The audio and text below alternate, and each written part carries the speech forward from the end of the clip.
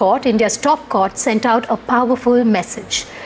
Judicial sensitivity is not a matter of opinion, it is fundamental to justice. The top court pulled up the Patna High Court, ordered that a judicial handbook on handling sexual offence cases be followed by courts across the country, and directed states to ensure police use the same principles while registering FIRs and filing charge sheets. But can guidelines alone change the way justice is delivered? Can a handbook reshape deeply ingrained attitudes? And when insensitive observations come from the very institutions meant to protect survivors, what does that do to the public faith of this country? A quick check on the headlines at the top of 12 noon. Showdown over Constitution Bill ahead of monsoon session of Parliament. Congress claims the government will try to bring back the delimitation bill. BJP hits out at Congress, calls their remarks politically motivated. Big political churn in the state of Maharashtra. NCP Sharad Pawar meets with the Maharashtra Chief Minister late last night. Speculation grows over another political switch. Will Sharad Pawar's NCP join hands with the NDA? Bangladeshi author Taslima Nasreen set to return to Kolkata after 19 years. BJP welcomes Taslima. TMC trains gun, says BJP will welcome whoever is anti-Muslim.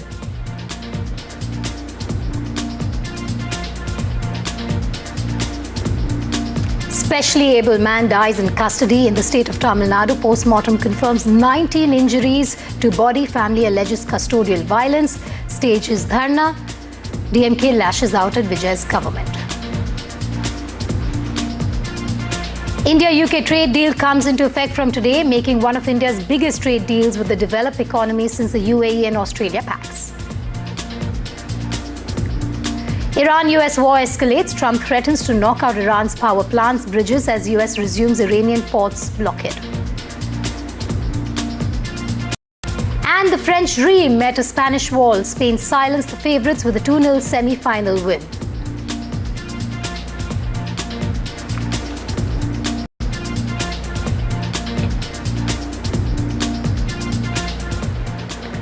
We begin with a key development in the CID probe involving the TMC MP Abhishek Banerjee. Abhishek Banerjee has reached a magistrate's court in Kolkata to submit his voice sample after Calcutta High Court direction in connection with an alleged provocative speech made during the Assembly election campaign. The case pertains to remarks allegedly linked to threats against the BJP during the campaign speeches. I have Shrishi joining me live. Shrishi, the delay in submitting the voice sample has been a bone of contention when it comes to Abhishek Banerjee. Today he is finally at the magistrate's court to submit the sample, I believe.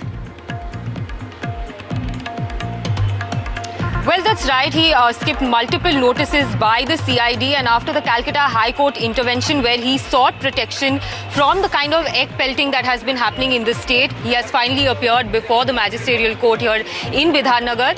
The CID is also present here. He will be submitting his voice sample in this particular investigation where he has allegedly made a provocative speech during the Vidhan Sabha election campaign, and which is currently being investigated by the CID.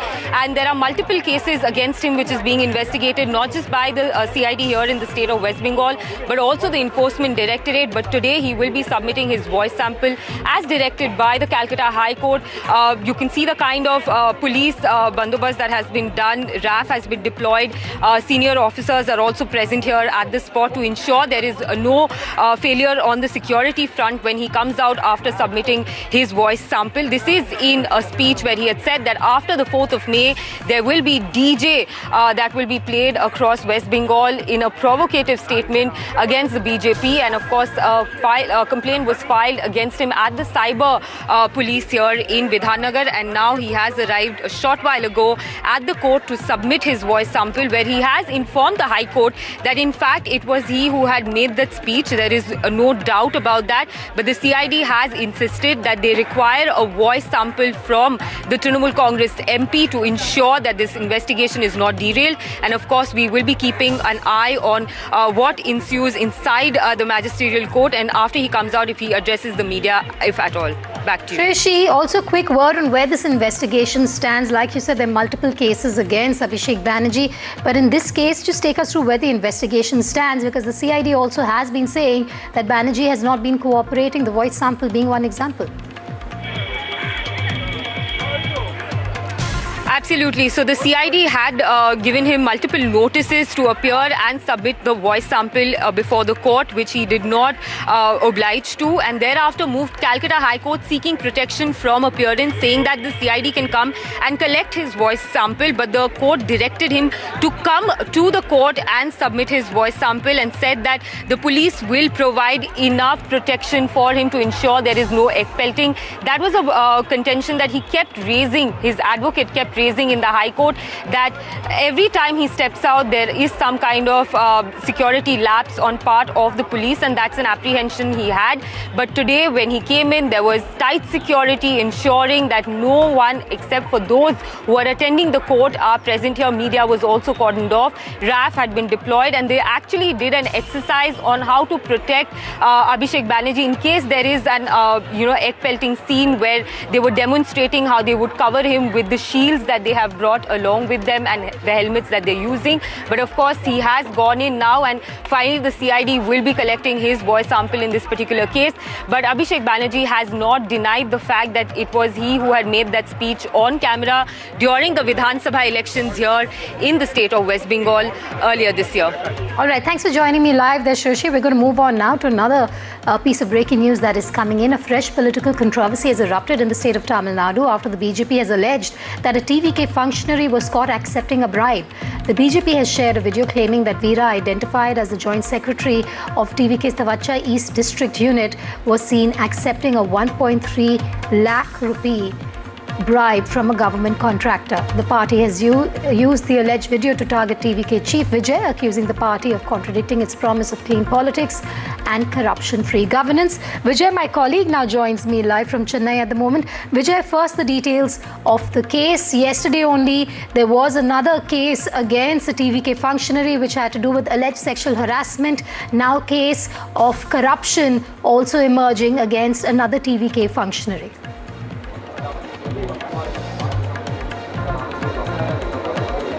Vedika, that's right. The incident has happened in the Chengalpattu district, but as we speak, there is no confirmation from either police official or TVK functionary himself and also party. But the video goes viral on social media, especially shared by opposition parties like BJP and DMK, rising bribery issue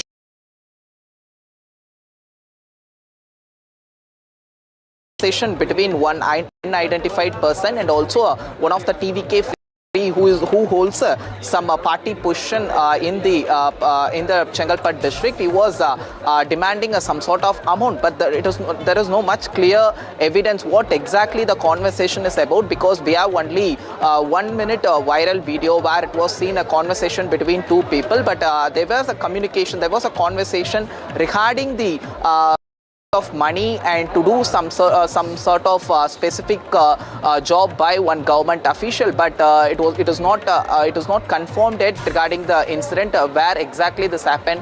What was the deal between both the party functionary?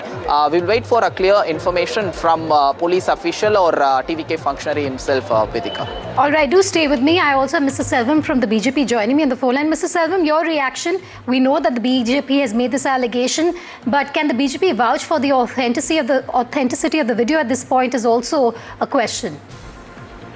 When an allegation props up, it is very important that the party in power comes and clarifies on the issue. Now, this is not the first time an allegation is being made against the 3-month-old TVK government. We've already seen what has happened in the case of the land in Padani, the temple land which has been clearly demarcated and settled the name of the temple. An attempt to register that land for a value of 2 crores has been made by the TVK government, and after a severe backlash, it has been backtracked. Similarly, in this particular scenario where a video has now been released and it has been going viral. It is alleged that a person from a union called Mambakam, which is in the outskirts of Chennai, a functionary of the TVK is alleged to be taking a bribe of 1.3 lakhs to be giving out a local contract to a specific individual for one of the jobs to be done. So if this has already started to happen, then what is the difference between the DMK and TVK? Vijay had claimed that he is going to be stringent on the measures of corruption and his government will spare no one.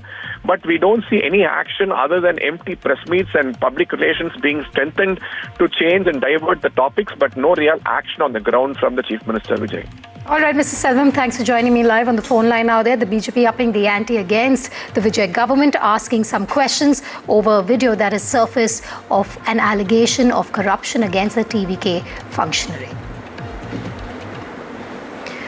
Moving on now to a story that is also creating shockwaves in the state of Tamil Nadu. A shocking custodial death in Tamil Nadu has sparked outrage. The victim's relatives have refused to accept his body and staged a road blockade demanding justice. They allege that Varman's body had injuries caused by police assault. Sabri Varman, a remand prisoner lodged at a district jail, died while in judicial custody. According to the Tamil Nadu police, Sabri Varman was arrested on the 9th of this month in connection with the alleged possession and sale of banned tobacco.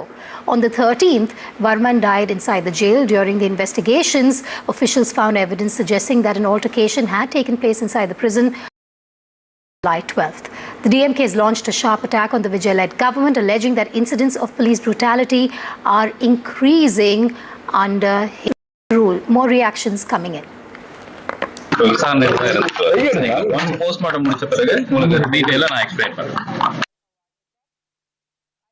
Dravida Munnetra Kazhagam ஆட்சியில் இருக்கும்போது எங்களுடைய முதலமைச்சர் பொறுப்பில் இருக்கிற போது சிவகங்கை மாவட்டத்தில் இருக்கக்கூடிய மடப்புரம் கோவில் காவலாளி திரு அஜித்குமார் தாக்கப்பட்டு மரணமடைந்தார் என்ற ஒரு செய்தி வந்தபோது அன்னைக்கு இந்த திரு விஜய் என்ன செஞ்சார்? மேடை போட்டு பேசினார். அந்த குடும்பத்தாரை மேடையில் ஏற்றினார். எங்களுடைய அன்றைக்கு முதலமைச்சராக இருந்த நம்முடைய திராவிட முன்னேற்ற கழக தலைவர் நடந்த சம்பவத்திற்கு பொறுப்பேற்று அந்த குடும்பத்தாரிடம் மன்னிப்பு கேட்டார். அப்போ என்ன பேசினார் இந்த விஜய்? சாரி வேண்டாம் சார், எங்களுக்கு நீதி வேண்டும் தான் என்று சொன்ன விஜய் இன்றைக்கு ரீல்ஸ் வேண்டாம், எங்களுக்கு நீதி வேண்டும் என்று தமிழ்நாட்டு மக்கள் கேட்டுக்கொண்டிருக்கிறார்கள். When Mr. Vijay was the chief minister of today was an opposition leader, he took up the issue of custodial deaths in big scale. Now in his government, the police atrocity is extending to prison. 9th the person was remanded and 13th it is alleged that the death has happened. Within 2 or 3 days the death has happened from the time of remand. So it raises a serious question about police brutality within the prison. All the more the news is that there were suspected wounds on the body, possibly could be the cause of death, that has been registered by the district magistrate as reported in the media. A custodial death in Tamil Nadu, of course, sparking outrage, as you can see, and renewed scrutiny of prison conditions in the state. Who was the man we're talking about who died in custody? He's a 35-year-old man called Sabri Varman, a specially able man arrested in an alleged gutka sale case. He died while in judicial custody at a sub-jail on the 13th of July. Now, prison officials initially said he suffered a sudden health issue and was rushed to a government hospital where he was declared dead. However, the case has raised questions, and very serious questions, after post-mortem reportedly found 19 injuries on his body. His family has alleged that Varman was subjected to custodial violence, while authorities have launched an investigation into the circumstances surrounding his death. In a significant development, what we also do know is that the prison warden has been arrested. The investigators are now probing an alleged inside prison incident, though the exact cause of death is yet to be officially established. I have Vijay joining me live once again. All right, we don't have Vijay because we have some breaking news coming in at the moment. Let's move to that. NCP MP Supriya Sule has spoken on the delimitation bill. She has said the bill is not with us. I can't speak on the bill unless it is with us. We'll study the bill in 24 hours when it comes and give our verdict. The women's reservation bill was passed unanimously, and also she goes on to say that Kiran Rijiju as well as Arvind Sawant and Owaisi and me, he called us. Home Minister Amit Shah was also there. They briefed us that we've spoken to the SP as well as the Congress and the DMK, and they have a proposal in mind according to him. I have Sujata joining me on the phone line. Sujata, the details. You have Supriya Sule coming out and stating that the bill is not with them as of now and they will study it, but talks about a consensus building exercise by the centre.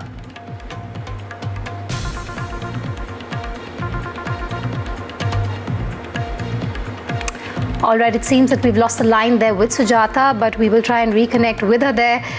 You have Supriya Sule saying that they have a proposal in mind according to him. The South feels that if population is considered, then it'll be injustice to them.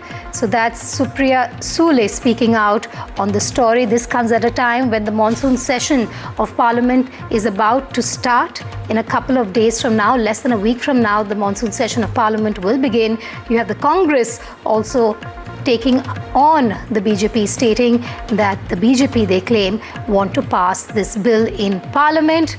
And you have the BJP stating that this is not true in terms of the claims being made by the Congress. That's where it stands as of now. You also have Supriya Sule, who has spoken out. The showdown over the Constitution bill ahead of the monsoon session of Parliament clearly intensifying.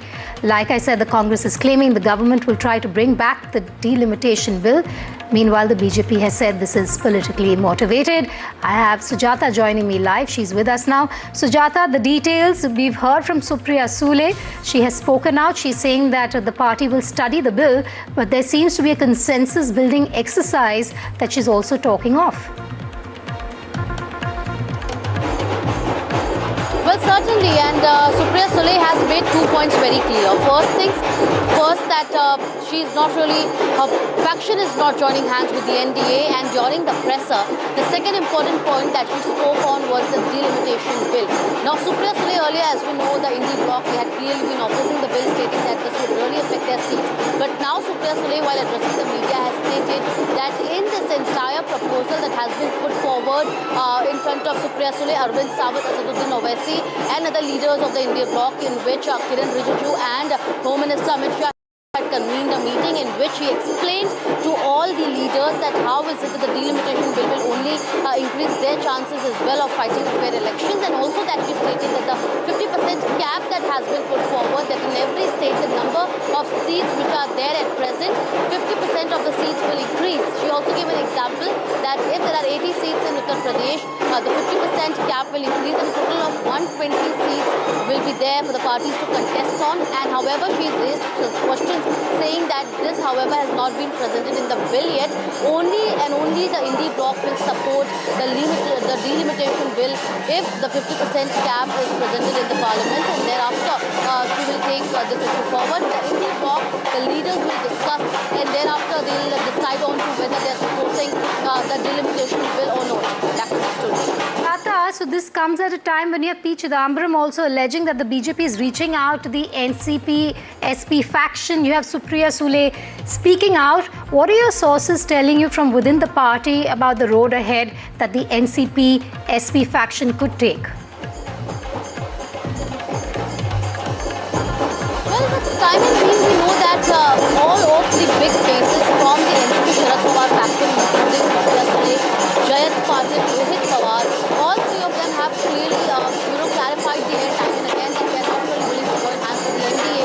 And also there was speculation that was being raised that the NCP Sharad Pawar faction will merge with the Congress in the coming time, and there are several of the MPs and MLAs who really are willing to join hands with the Congress as well as a few who are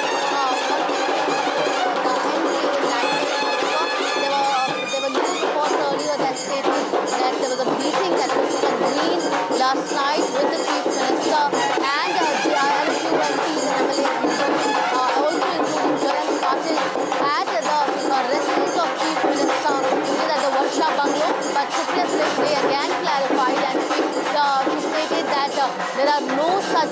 signs, and all of the meetings that are being held are for official purpose only, and there is no hidden, there's nothing hidden in the block as far as joining hands with the NDA is concerned.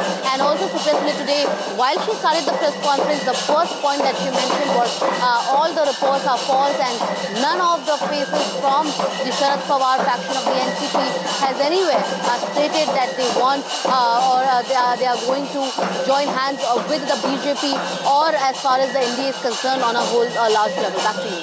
Sujata, this comes at a time when Sharad Pawar has met with the Chief Minister of Maharashtra. There was a late night meeting, and this comment coming after that development has also been reported, and speculation, of course, rife at the moment of whether the NDA will also have the Sharad Pawar faction of the NCP as part of it.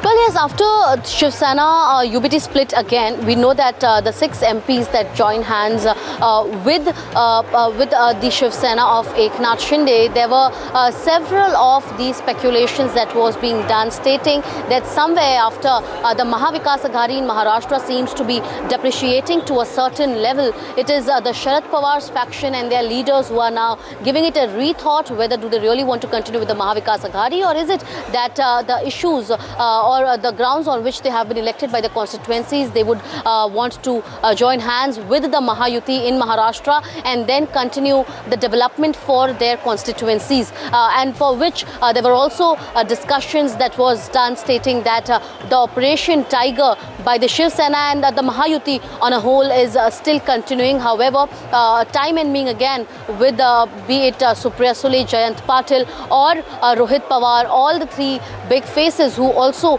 in hierarchy are supreme in terms of decision making and the meetings that are usually held, all 3 clarified that they are not going to join hands with the NDA, because if they do so, the primary ideology of the faction would not continue, and because of which they have denied these reports. Now, Jayant Patil, who was there in the meeting last night, today while addressing the media, stated that the work, he visited the Chief Minister's residence, the Varsha Bungalow, for a brief period of just 15 minutes, and thereafter he left within that stipulated time only because of the issues that he had about his area, and he clarified that and returned back. So somewhere all the big faces are denying this speculation of the Sharad Pawar faction joining hands with the NDA, but of course we'll have to see that where does the talks take direction. But for now, Supriya Sule clearly denies joining hands with the NDA and the Mahayuti in the state is concerned. Back to you.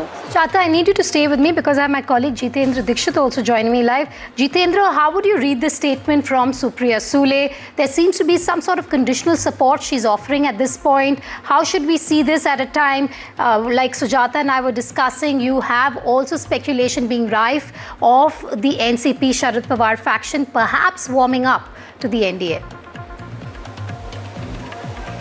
Right, let me explain you the context about this press conference, this presser taken by Supriya Sule. Basically, since last few days, there have been speculation, there have been some media reports quoting sources that NCP SP Sharad Pawar's party is likely to join NDA, and the party will also support delimitation bill if it comes in the parliament.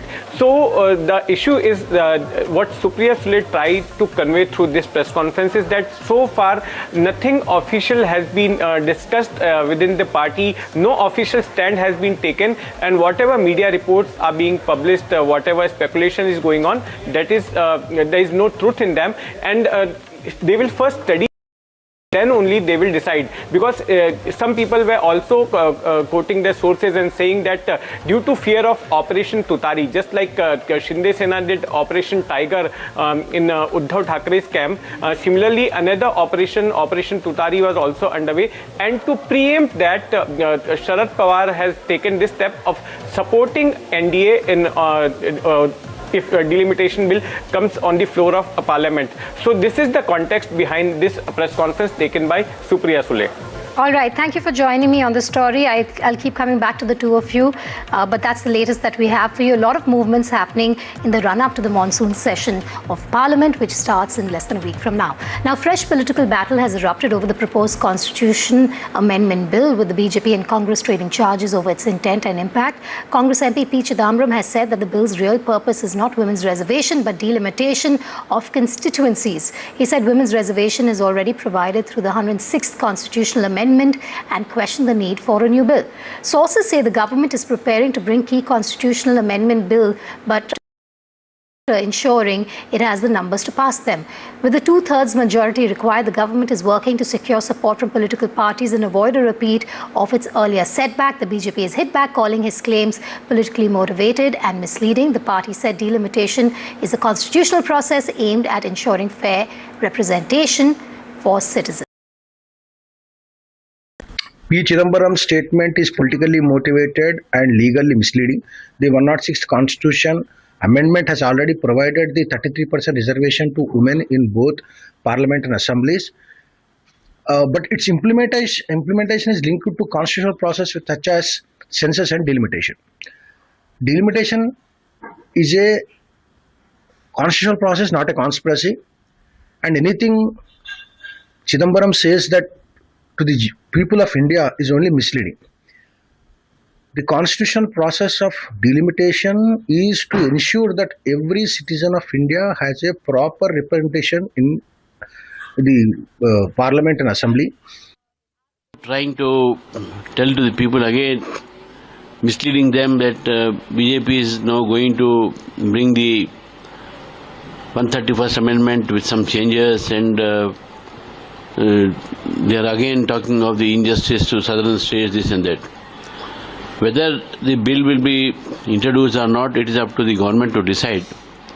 But the Congress should understand that the 50% increase from the existing states will render justice to all the states equally. But they try to bring some theories, some mathematics, and tell the people that southern states are going to get injustice. It is not so. अगर सरकार वापस वो bill लाती है तो पूरा opposition इकट्ठा होकर उनको विरोध करेंगे. हमने जो उनको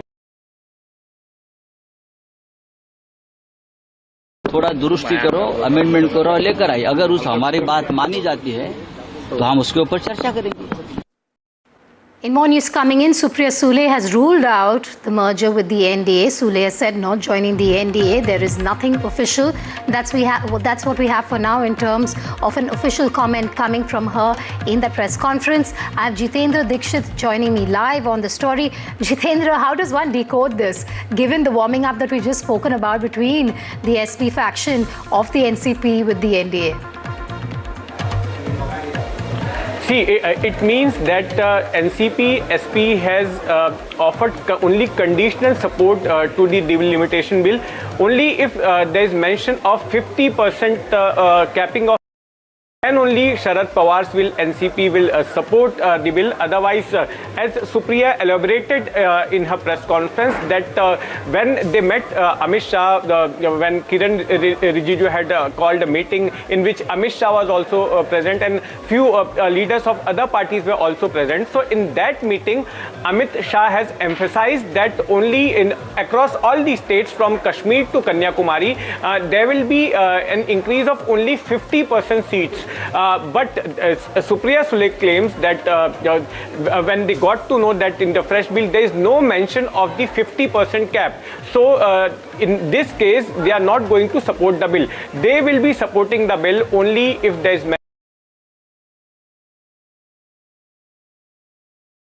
this she has made clear through examples in her press conference.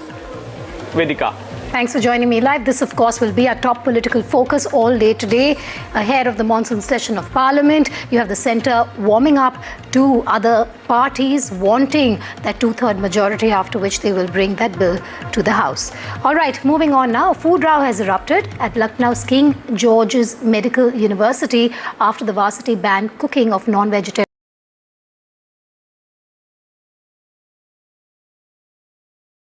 non-vegetarian preparations on campus. Now, issuing a clarification, the Medical University has never served non-vegetarian food, but private student-run messes were involved and strict action has now been ordered. Decision has triggered, of course, a political battle with the Samajwadi Party targeting the Yogi Adityanath government and calling the move, quote-unquote, an autocratic decree. The Congress too has hit out, accusing the UP government of trying to stop people from consuming non-vegetarian food. The BJP has hit back, saying institutions can decide their own food policies and one shouldn't politicize this incident. AGMU campus 18 hostel हैं, उसी हिसाब से उनके mess चलते हैं। माननीय governor madam ने कहा कि उनको शायद 2 या 3 मैसेज से कहीं पर उनकी टीम को ये न्यूज़ मिली कि वहाँ पर नॉनवेज पकता है और सर्व होता है। तो इस बात में तुरंत ही उनके कन्वोकेशन समारोह के बाद तुरंत ही इस पर संज्ञान लिया गया ऑनरेबल वाइस चांसलर मैडम द्वारा। तो जो हमारी जितनी मैसेज है ये तो निश्चित रूप से क्लियर है, ना आज तक कभी नॉनवेज वहाँ बना है और ना ही कभी सर्व हुआ है। जो मैसेज केजीएमयू खुद संचालित करता है। तुगलकी फरमान है, वो तुगलकी फरमान जो लिखित नहीं है, मौखिक कहा गया है। और अगर विश्वविद्यालय प्रशासन केजीएमयू उसका पालन करता है तो समाजवादी पार्टी समझती कि संविधान का पालन नहीं हो रहा है, कानून का पालन नहीं हो रहा, मन मर्जी से विश्वविद्यालय और प्रदेश को चलाने का प्रयास हो रहा है। और समाजवादी पार्टी आनंदीबेन पटेल के पिछले 2 बयानों की और इस मौखिक बयान की भी निंदा करती है। इस तरीके का लोगों के जीवन यापन में, लोगों के निजी जीवन में दखल देना, ये सरकार, विश्वविद्यालय प्रशासन और किसी को भी कोई अधिकार नहीं है। भारत का संविधान सबको अपना अधिकार देता है। सबका मूल अधिकार है कि लोग अपने तरीके से रहें, अपने धर्म का आचरण करें, अपने हिसाब से खान पान करें। और विश्वविद्यालय प्रशासन जो सरकार के इशारे पर ये कर रहा है, ये पूरी तरीके से गलत है।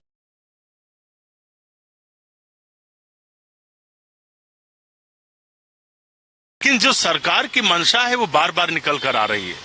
उत्तर प्रदेश की जो सरकार है वो लोगों के खान पान पे कौन मांस खाएगा, लेकिन वो आखिर ये कोई हार्ड एंड फास्ट रूल नहीं होता कहीं भी कि आप यही भोजन बनाएंगे। तो अब ये तो उनका अधिकार भी है जो विश्वविद्यालय होते हैं कि वो बच्चों के लिए कैसा भोजन की व्यवस्था करें। अगर उनकी मैक्सिमम लोगों की संख्या किसी प्रकार की होती है, जिस प्रकार के खाने की, तो कभी जो विश्वविद्यालय या शैक्षिक संस्थान है उस तरह की सोच रखते हैं। Moving to a very important story, the Supreme Court has come down heavily on controversial observations in sexual assault cases. The top court has issued a strong rebuke, calling them a reflection of total insensitivity known to the canons of law. Now, the criticism came after the Allahabad High Court's March 2026 order, which held that pulling a girl's pajama string and grabbing her breast did not amount to an attempt to rape. During another hearing involving the Patna High Court's July 2025 order, which said removing a woman's salwar and pressing her chest did not amount to an attempt to rape, India's top court stressed that judges have a duty to study the law carefully and conduct proper research before making observations.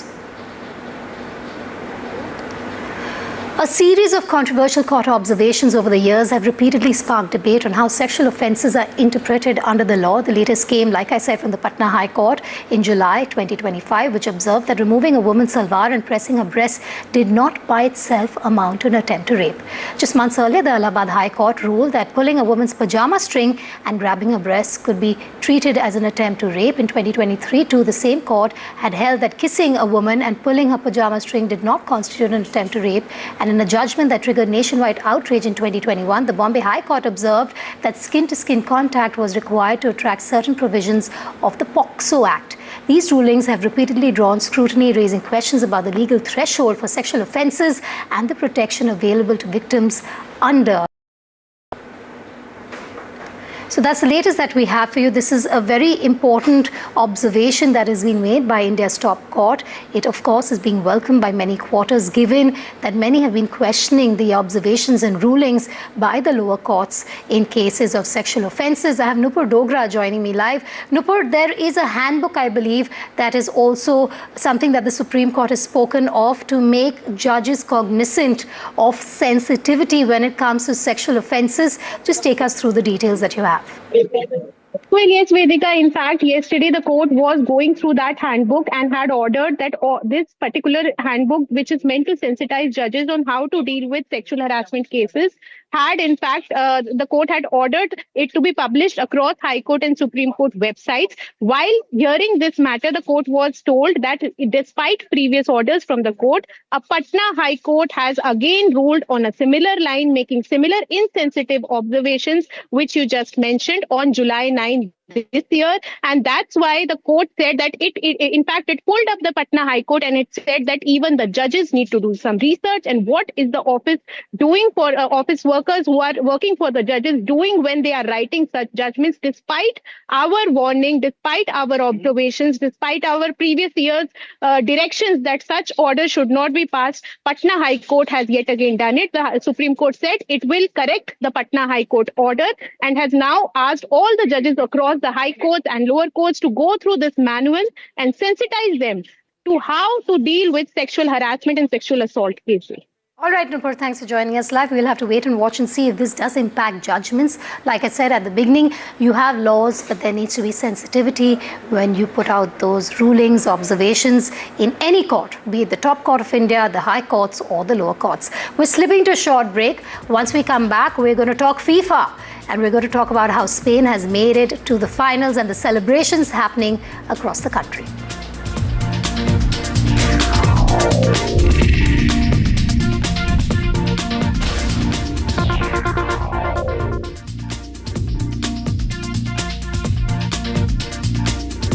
Showdown over Constitution Bill before monsoon session of Parliament. Congress claims the government will try to bring the bill back for delimitation. The BJP hits out at the Congress. Political churn in Maharashtra. NCP Sharad Pawar meets Maharashtra Chief Minister late last night. Speculation rife over another political switch. Sharad Pawar's NCP, are they heading towards the NDA is the big question. Bangladeshi author Taslima Nasreen set to return to Kolkata after 19 years. BJP welcomes Taslima. TMC Trains Gun says BJP will welcome whoever is anti-Muslim. Specially able man dies in custody in the state of Tamil Nadu. Postmortem confirms 19 injuries on body. Family alleges custodial violence. Protests. DMK lashes out at the Vijay government. Presented by Suzlon. Good energies that work. आगे बढ़ना सब चाहते हैं. कोई घर वालों के सपने पूरे करना चाहता है, कोई अपने फ्यूचर को बेहतर बनाना चाहता है, तो कोई कामयाबी की मिसाल बनना चाहता है और कोई चाहता है सुकून भरी सेकंड इनिंग्स. मंजिलें अलग हैं, पर हर कोई आगे बढ़ रहा है और उनके इस सफर पर साथ निभा रहा है SBI Funds Management Limited, your partner in progress. Mutual fund investments are subject to market risks. Read all scheme-related documents carefully. यशस्वी प्रधानमंत्री श्री नरेंद्र मोदी जी के मार्गदर्शन एवं माननीय मुख्यमंत्री श्री योगी आदित्यनाथ जी के संकल्पों से आज उत्तर प्रदेश जैव विविधता, जल एवं पर्यावरण को संरक्षण देने वालों में अग्रणी है. प्रदेश सरकार के संकल्प का सुखद प्रतिफल है कि विगत 9 वर्षों में राज्य में रिकॉर्ड 242 करोड़ से अधिक पौधारोपण किया जा चुका है. हरित आवरण में लगभग 3.5 लाख एकड़ की वृद्धि हुई है.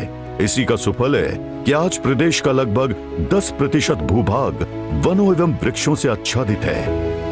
प्राकृतिक सौंदर्य से परिपूर्ण रामसर साइट प्रदेश की ग्रीन रेवोल्यूशन की गाथा बयान कर रहा है. प्रत्येक जनपद में अमृत वन पर्यावरण को संजीवनी प्रदान कर रहे हैं. यशस्वी प्रधानमंत्री जी की प्रेरणा से शुरू हुआ एक पेड़ माँ के नाम का अभियान अब जन आंदोलन का रूप ले चुका है. Look, this investment Guru's tips will double your money. Just claim the offer. Double your money from any random group. attention. Promising double returns, they'll lure you in tight. Unverified groups will send fake tips overnight, emptying your pockets before you can fight. Well said, well said, well said. SEBI and NSE advise consult only SEBI registered advisors and make payments only to verified accounts or UPI ID. सोच कर, समझ कर, invest कर। NSE द्वारा निवेशकों के हित में जारी। Meri Rasoi Scheme, a welfare revolution in Punjab. Reflecting Chief Minister Bhagwant Singh Man's commitment to social welfare and food security, the government of Punjab has launched the ambitious Meri Rasoi Scheme to ease the burden on poor and vulnerable households. एक बहुत इतिहासक दिन है कि ਜਦੋਂ ਮੇਰੀ ਰਸੋਈ scheme ਦੀ ਸ਼ੁਰੂਆਤ ਹੋ ਰਹੀ ਹੈ ਭਲਵਾਨ ਪਿੰਡ ਚੋਂ। ਕਈ ਵਾਰੀ ਸਰਕਾਰਾਂ ਕਹਿੰਦੀਆਂ ਨੇ ਅਸੀਂ ਆਟਾ ਦਿੰਨੇ ਆ, ਦਾਲ ਦਿੰਨੇ ਆ, ਉਹ ਤਾਂ ਹੋਊਗਾ ਹੀ, ਉਹ ਤਾਂ ਚੱਲਦਾ ਹੀ ਰਹਿਣਾ ਹੈ। ਪਰ ਰਸੋਈ ਤਾਂ ਕੰਪਲੀਟ ਹੁੰਦੀ ਹੈ, ਰਸੋਈ ਤਾਂ ਪੂਰੀ ਹੁੰਦੀ ਹੈ ਜੇ ਆਟਾ ਦਾਲ ਦੇ ਨਾਲ ਹੋਰ ਸਮਾਨ ਵੀ ਜਿਹੜਾ ਰਸੋਈ 'ਚ ਹੋਵੇ। The initiative will directly benefit over 40 lakh families covered under the National Food Security Act. Recognizing that a family's kitchen needs more than just grain, the scheme provides a comprehensive food kit containing mustard oil, pulses, sugar, salt and turmeric. ਮੇਰੀ ਰਸੋਈ ਯੋਜਨਾ ਸਰਕਾਰ ਵੱਲੋਂ scheme ਚਲਾਈ ਜਾ ਰਹੀ ਹੈ। ਆ ਸਾਰਾ ਰਾਸ਼ਨ ਦੀ ਆਪਾਂ ਨੂੰ ਕਿੱਟ ਮਿਲੀ ਹੈ।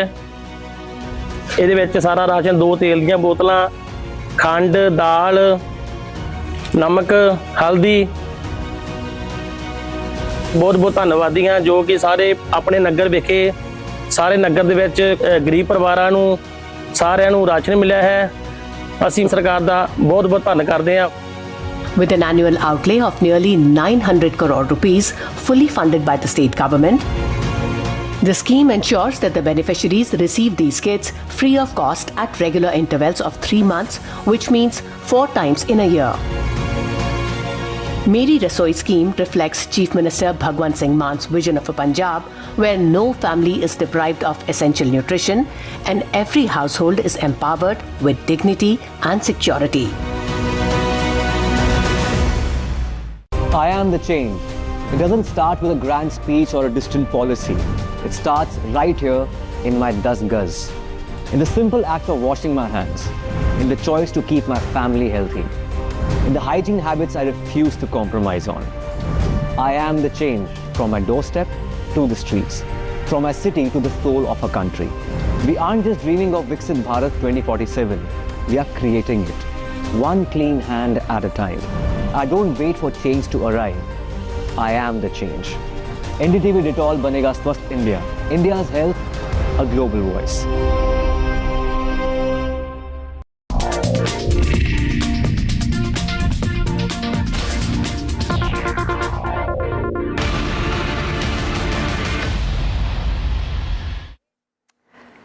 Our top international focus, the Middle East is witnessing a sharp escalation with the United States of America and Iran exchanging fresh threats and military action.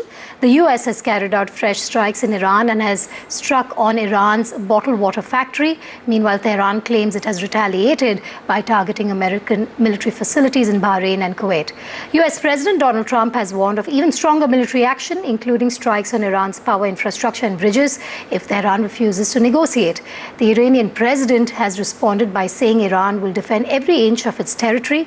Iran has also withdrawn from the MOU. Meanwhile, Israeli Prime Minister Benjamin Netanyahu says Israel is prepared for any scenario and has warned that any attack will be met with a far more powerful response.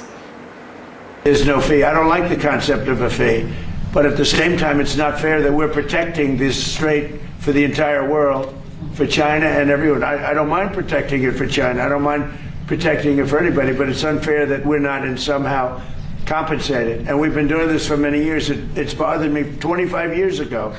It bothered me. During my first term, I was doing things like you have to invest in the United States. But by doing it that way, there's no fee. They're investing and they're getting a return on their money, and it's good. But they're going to be making massive investments in the United States, and I like that much better. אנחנו ערוכים לכל תרחיש.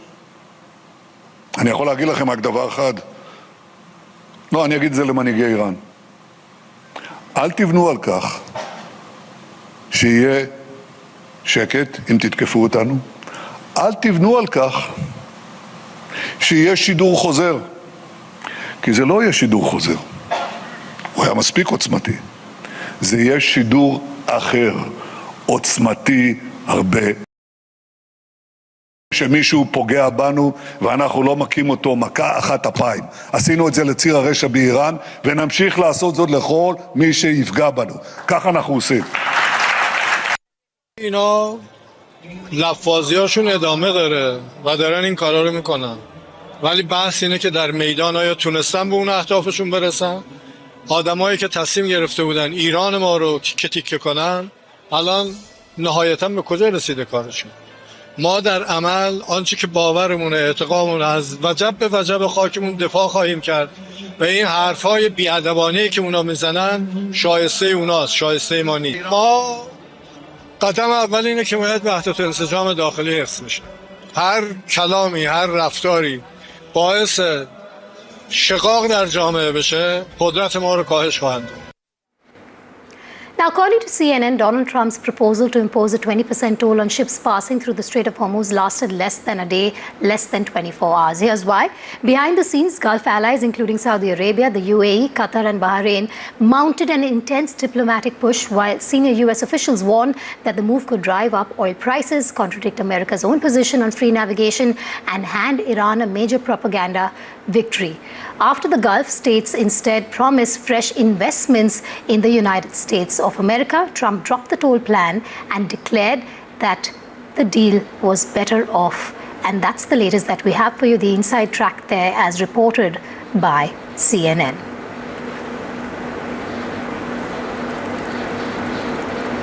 All right, so you can see that the escalation continues in the Middle East with Trump not backing down, nor is Iran at this point. The leadership of both countries being aggressive. De-escalation is not expected anytime soon. The attacks continue for a fourth consecutive day. At a time like this, of course, questions are being raised over not only the regional impact, but the global impact of this continuing war. All right, we have news just coming in. Narendra Modi, the Prime Minister, is hailing the India-UK trade deal. He has said, and I'm going to quote him here, this is a significant moment in the India-United Kingdom partnership with the coming into force of the Comprehensive Economic and Trade Agreement and the Agreement on Social Security. Our economic linkages are going to get even deeper. Together, these agreements translate our shared ambition into tangible opportunities for our people. The CETA, which is a comprehensive agreement, will give fresh momentum to our farmers, entrepreneurs, as well as MSMEs. Several vibrant sectors will gain stronger access to the UK market.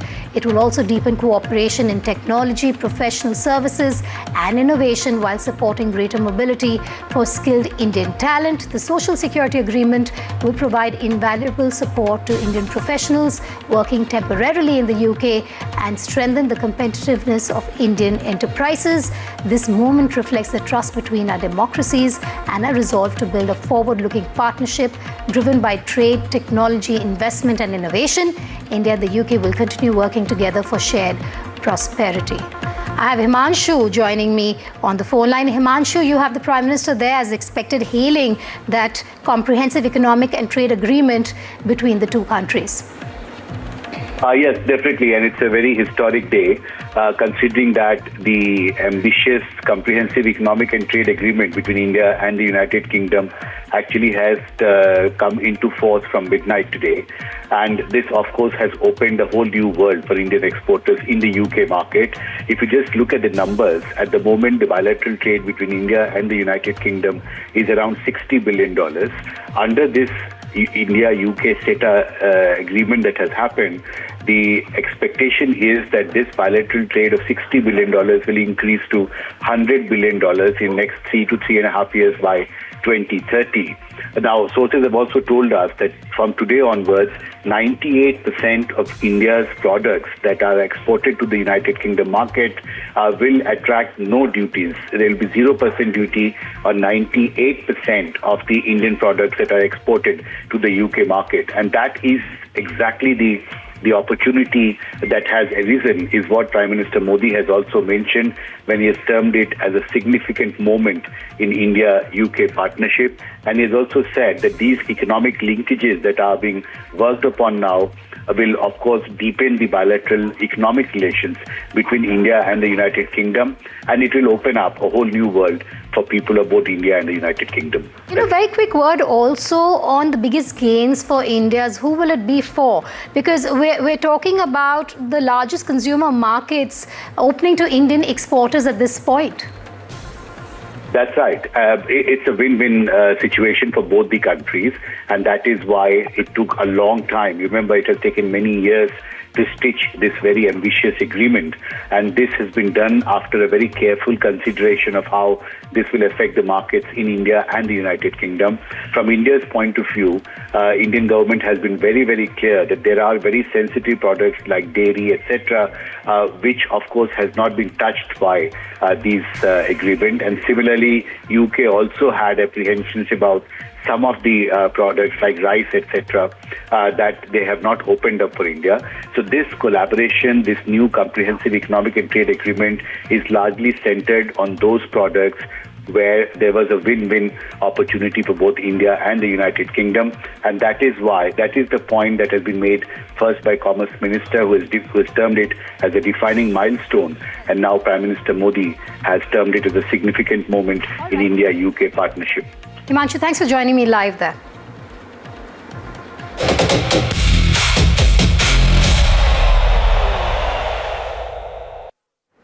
And shifting focus to FIFA now, the World Cup semi-final between England and Argentina in Atlanta is more than a place in the final. It is the latest chapter in one of football's fiercest rivalries. This will be the 6th World Cup meeting between the two nations. Here's a report.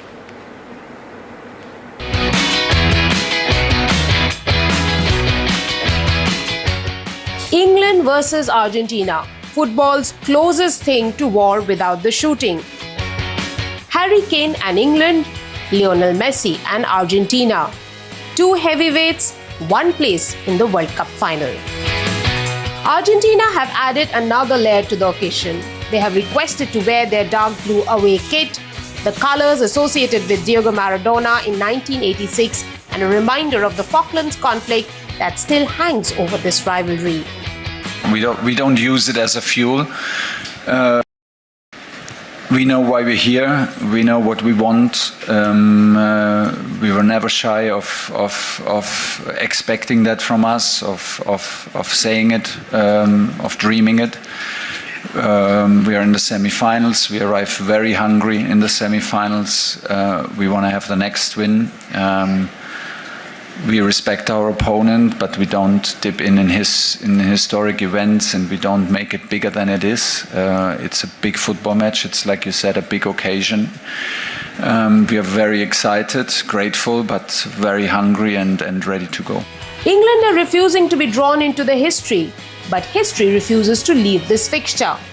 Antonio Ratin's dismissal in 1966, Maradona's hand of God in 1986, every generation has added another chapter to this rivalry. This one hardly needs the baggage. For the first time in his international career, Lionel Messi will face England. Cada partido es una final, siempre lo hemos tomado así. Sí que se viene una selección que nunca enfrentamos, que es una potencia, que lo ha hecho muy bien en esta Copa del Mundo, como los 4 que estamos ahí. Y bueno, va a ser un partido lindo. Sí que obviamente estos partidos nos gustan, me gustan, así que esperando el día de mañana. At 39, Messi remains Argentina's driving force. 8 goals in this tournament, and once again the man delivering in the biggest moments.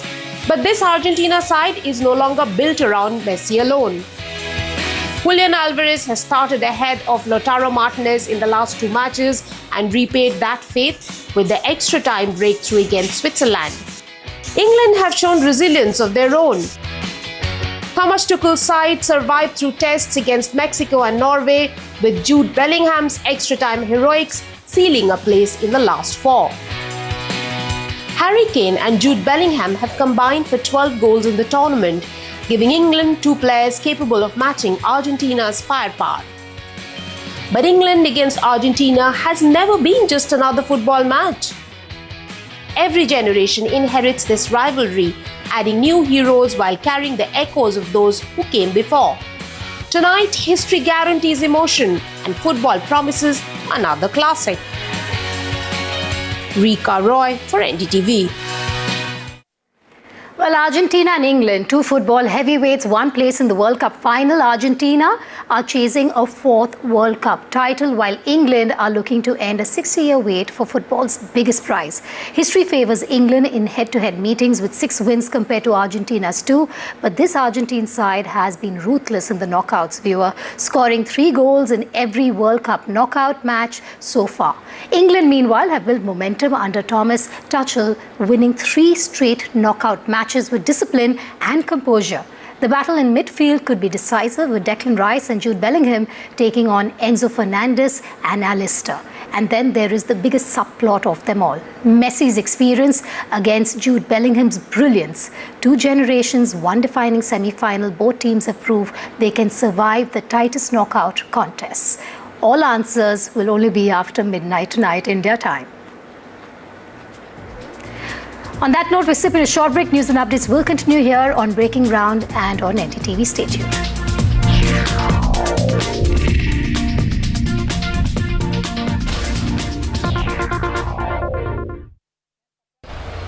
Summer में बाल्टी तो चाहिए for your पसीना बाल्टी, और monsoon में बाल्टी तो चाहिए फॉर छत का पसीना। पसीना मत बहाओ, बर्जर रूफ कूलेंट सील लगाओ।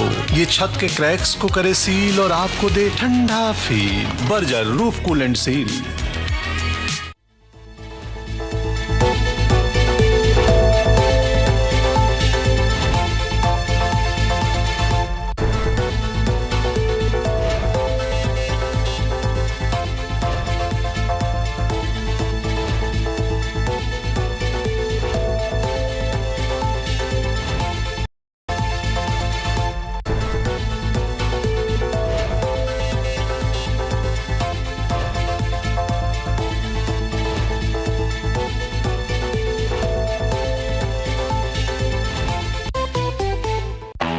जब एक इंडियन के हाथ में पावर आता है, हाईएस्ट सेंचुरीज का रिकॉर्ड टूट जाता है। जब हर इंडियन के हाथ में पावर आएगा, सोचो इंडिया और कितने रिकॉर्ड तोड़ेगा। इसलिए योनो देता है हर इंडियन के हाथ में power. The all new YONO, power to every Indian. Sight is precious. So at Essilor, we never stop innovating our vision care. Essilor, evolving vision. अपने एक्वागार्ड के फिल्टर चेंज करने से पहले QR कोड स्कैन करें और check करें कि genuine Aquaguard nanopore filter ही है, और फिर रिलैक्स करें। Aquaguard nanopore long life filters. Uttar Pradesh has emerged.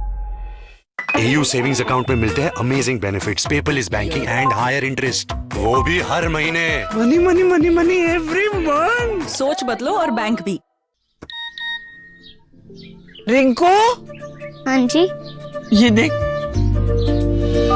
आगे तो चले। सत श्री अकाल बीजी। सत श्री अकाल पुत्र। अब साफ दिखाई दे रहा है बीजी। बहुत साफ दिखाई दे रहा है बीजी। इतने टाइम बाद नए चश्मे बनवा ही लिए। किसी अपने ने पैसे भेजे और हर महीने पैसे भेजेंगे। वाह, फोना ते टू टू होगी थोड़े 1 तरीक तो बाद। ये थोड़े पैसे ने, ਇਹਦੇ ਨਾਲ कोई अमीर नहीं हो जाना। तुसी मावा भैणा नू सत्कार दे के मैनू खुशी मिलती है इस गल दी। मुख्यमंत्री माँ बेटी सत्कार योजना, आपका अपना भगवंत मान।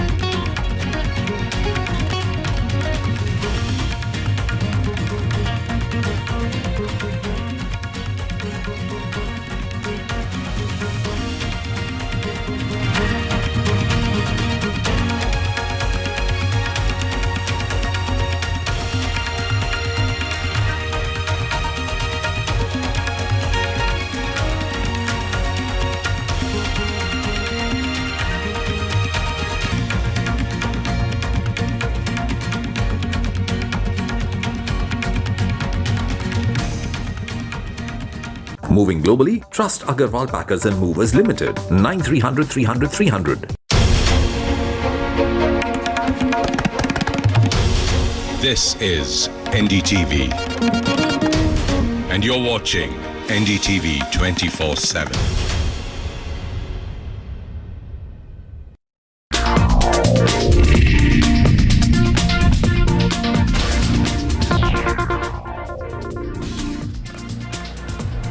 Welcome back. You're with Breaking Ground at 1 p.m. I'm Vedika Sood. Yesterday, we brought you the shocking story from Nasik, where a family says their Sunday picnic turned into a nightmare after a woman was allegedly sexually harassed and a family objected. Today, a new video has emerged that lays bare the sheer audacity of the attack they were talking about. It shows a car with its windows smashed, desperately trying to get away. One of the accused is seen clinging to the moving vehicle before falling onto the road, getting back up and signaling to others to continue that chase. It is a video that is difficult to watch, not just because of the violence, but because of the complete impunity on display. Men allegedly armed with sticks and iron rods chasing a family for nearly 20 kilometers on a public road in broad daylight, seemingly without any fear of being stopped or held accountable. Inside that car, the family says, were 4 children. Their only crime was objecting when a woman in their family was allegedly sexually harassed. The new video doesn't just capture an attack. It captures a mindset, a very unfortunate mindset, one where intimidation, violence, and mob behavior appear to override any fear of the law. 9 people have been arrested as of now, but the images raise questions that go far beyond one case. How could this happen in broad daylight? How did this chase continue for kilometers? And what does it say about the safety of women who dare to speak up? After our interview with the survivor was aired yesterday, a lot of women have written to us from across the country. Different cities, different experiences, but one emotion came through in almost every message. They no longer feel safe. That is why this story cannot end only with arrests. It demands accountability within the system and beyond. A quick check on the headlines at 1 p.m. Showdown over Constitution Bill ahead of monsoon session of Parliament. Congress claims the government will try to bring delimitation bill back. Supriya Sule denies support to the centre. BJP hits out at India bloc.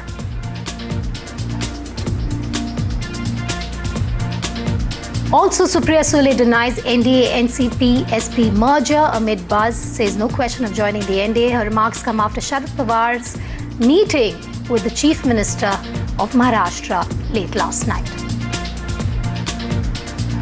Huge controversy, especially able the state of Tamil Nadu. Post-mortem confirms 19 injuries to body. Family alleges custodial violence. Protests. DMK lashes out at Vijay's government. CID probe intensifies in provocative poll speech case. Trinamool Congress leader Abhishek Banerjee appears before a court to submit voice sample.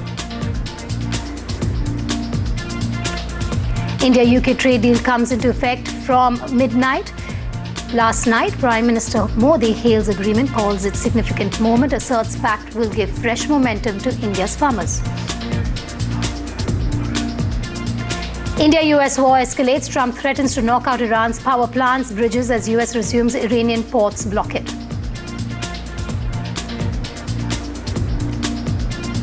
The French dream met a Spanish wall. Spain silenced the favourites with a 2-0 semi-final win. All eyes on the second semi-final tonight.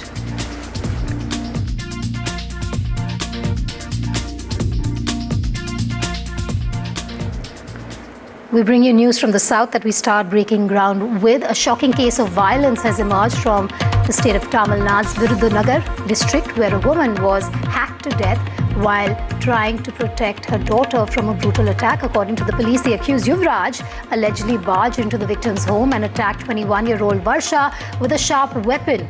As Varsha's mother attempted to shield her daughter, she was fatally assaulted. Varsha sustained serious injuries and is currently undergoing treatment in hospital.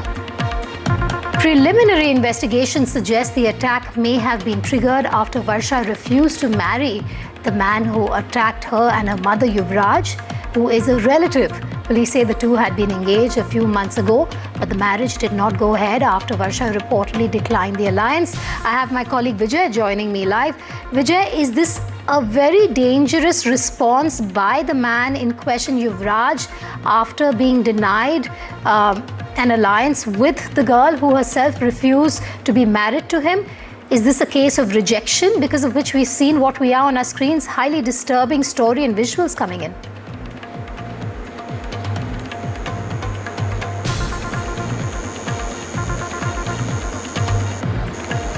All right, there seems to be a problem with Vijay's audio there, but a quick recap while we try to reconnect with Vijay there. This is a shocking case of violence emerging from the state of Tamil Nadu, of where a man who was rejected by his fiancée turned around and attempted to attack her, but unfortunately the mother died from a brutal attack, while the daughter, who's 21-year-old Varsha, is now in hospital, we believe.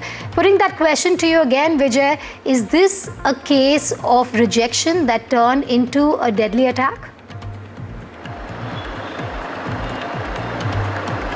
Apologies, Vedika. Yes, that's right. It's a case of rejection, and the marriage was fixed between Varsha and Yuvraj 3 months back. But however, Varsha refused to marry him as citing the age difference. Between both, and however the engagement happened 3 months back. That's what official also told to NDTV. But however, communication was cut between both the families for past 3 months. Yuvraj got frustrated over this. So this morning he had forcefully entered into the residence of Varsha, where he tried to attack her with a sharp weapon. Even he attacked her, but however, Varsha's mother, who is Vinayaka Chodhi, tried to protect her doctor, in which she also got attacked by the Yuvraj, and she succumbed to injuries on that spot itself. And immediately Varsha also got attacked by Yuvraj, and Yuvraj fled the spot immediately. But both Varsha also undergoing treatment right now in the private in the government hospital, and she is said to be at the critical condition. That's what police official SP Virudunagar SP Piyush told to NDTV, where he mentioned that the accused was secured as of now, but they are investigating into the case. But preliminary investigation reveal it is a matter of rejection, and also they are both the same family. Vedika. All right, thanks for joining me there, Vijay. But do stay with us. I'm going to come back to you in a moment from now. A shocking custodial death in the state of Tamil Nadu has also sparked outrage. The victim's relatives have refused to accept the body of the man who died in custody and have also staged a roadblock in demanding justice. They allege that Varman's body had injuries caused by police assault. The name of the man is Sabri Varman, a remand prisoner lodged at a district jail, who died while in judicial custody. According to the Tamil Nadu police, Sabri Varman was arrested on the 9th of July in connection with the alleged possession and sale of banned tobacco. On the 13th, Varman died inside jail. During the probe, officials found evidence suggesting that an altercation had taken place inside the prison on the night of the 12th of July. The DMK has launched a sharp attack on the Vijay-led government, alleging that incidents of police brutality are increasing under his governance. Postmortem முடிச்ச பிறகு உங்களுக்கு டீடைலா நான் explain பண்றேன். திராவிட முன்னேற்ற கழகம் ஆட்சியில் இருக்கும்போது, எங்களுடைய முதலமைச்சர் பொறுப்பில் இருக்கிற போது, சிவகங்கை மாவட்டத்தில் இருக்கக்கூடிய மடப்புரம் கோவில் காவலாளி திரு அஜித்குமார் தாக்கப்பட்டு மரணமடைந்தார் என்ற ஒரு செய்தி வந்தபோது, அன்னைக்கு இந்த திரு விஜய் என்ன செஞ்சார்? மேடை போட்டு பேசினார். அந்த குடும்பத்தாரை மேடையில் ஏற்றினார். எங்களுடைய அன்றைக்கு முதலமைச்சராக இருந்த நம்முடைய திராவிட முன்னேற்ற கழக தலைவர் நடந்த சம்பவத்திற்கு பொறுப்பேற்று அந்த குடும்பத்தாரிடம் மன்னிப்பு கேட்டார். அப்போ என்ன பேசினார் இந்த விஜய்? சாரி வேண்டாம் சார், எங்களுக்கு நீதி வேண்டும் தான் என்று சொன்ன விஜய் இன்றைக்கு ரீல்ஸ் வேண்டாம், எங்களுக்கு நீதி வேண்டும் என்று தமிழ்நாட்டு மக்கள் கேட்டுக்கொண்டிருக்கிறார்கள். When Mr. Vijay was the chief minister of today was an opposition leader, he took up the issue of custodial deaths in big scale. Now in his government, the police atrocity is extending to an extent where one death has happened in the prison, 9th the person was remanded, and 13th it is alleged that the death has happened. Within 2 or 3 days, the death has happened from the time of remand. So it raises a serious question about police brutality within the prison. All the more the news is that there were suspected wounds on the body, possibly could be the cause of death, that has been registered by the district magistrate as reported in the media. More details on this custodial death in Tamil Nadu that has sparked outrage and renewed the scrutiny of prison conditions and the security within prison conditions in the state. 35-year-old Sabri Varman, a specially able man, was arrested in an alleged gutka sale case, who died in judicial custody at a sub-jail on the 13th of July. Prison officials initially said he suffered a sudden health issue and was rushed to a government hospital where he was declared dead. However, the case has raised serious questions after post-mortem report has found 19 injuries on his body. His family has alleged that Sabri Varman was subjected to custodial violence, while authorities have launched an investigation into the circumstances surrounding his death. In a significant development, a prison warden Jagan has been arrested. Investigators are now probing an alleged inside prison incident, though the exact cause of the death is yet to be officially established. The case has intensified concerns over accountability and custodial safety in Tamil Nadu's prison system. And that's the question I'm going to put to Vijay. Vijay, of course, there are concerns now of how these prison systems run, the safety of prisoners inside these jails. But what's the latest in terms of the probe, and what is the family claiming? We know they've been protesting and they've also refused to take custody of the body. Vedika, that's right. Victim family refused to collect the body from a government hospital. Even they have been demanding immediate justice. They are saying that all the accused who are all related to this incident should be arrested immediately. But as we speak, all three prison wardens have sent to judicial custody for next 15 days. As the police also, based on CCTV footages and preliminary investigation reveal, the incident happened inside the prison, where Sabri Varman was allegedly into the assault, where allegedly altercation happened inside the prison, and he was subject to had a physical assault by prison inmates and also prison wardens. That's what preliminary investigation revealed. But however, relatives of the victim refused to collect the body. On the other hand, police SP Stalin also is having continuous talks with the family of the victim. But however, on the other hand, political war of words also erupted between this LOP, leader of opposition Udayanidhi Stalin, demand the Chief Minister C. Joseph Vijay to speak on this issue. As we speak, Tamil Nadu government also gave clarification. As the incident came out, immediately police took action against the responsible person. More investigation is going on. Like you mentioned, custodial death is not new to Tamil Nadu. As we speak, many such incidents in past also happened, especially case from Satankulam, Thoothukudi district during ADMK government, and also in Sivagangai district, a security guard was died on the police custodial, so under previous ADMK government. So these are all the repeated incidents which have been happening in Tamil Nadu. Social activists demand permanent solution to avoid such incident tragedy in future. All right, thanks for joining me live there. We're going to now move to news coming in from the state of Karnataka. This is an update that we're getting for you. The political battle of the Bengaluru Stadium Stampede is back in focus after departmental inquiry reportedly cleared 3 police officers of wrongdoing. The BJP is now questioning the Karnataka government, asking who should be held accountable for the deaths of the 11 people if police officers, government officials and authorities are all found innocent. The opposition has accused the government of trying to evade responsibility while demanding answers on accountability for the tragedy that claimed 11 lives during the RCB victory celebrations. सभी को clean chit दिया गया है, अपराधी कौन है, किसके वजह से मौत हुआ है? इंटेलिजेंसी मना करने के बाद में भी परमिशन कौन दिया है? उन्हें जिम्मेदार है. पुलिस मना कर दिया था, उन्होंने लिख के दिया था. ज़्यादा भीड़ आने का संभव है, कुछ हादसा होने का संभव है, ऐसा बोला था. उसके बाद में भी किसके वजह से आप परमिशन दिया? सरकार जिम्मेदार है. आपने सोचा, आपे जिताया है, ऐसा लाभ उठाने के लिए कोशिश किया. आपका गलती की वजह से, सरकार का गलती की वजह से 11 लोगों का मृत्यु हुआ, ऐसा दुर्घटना हुआ. जिम्मेदार कौन है? अभी बताओ, अपराधी कौन है? Deepak now joins me live. Deepak, irrespective of the party that is raising this question, it is a legitimate question. If there are people who are being exonerated, officials and representatives from the police faction,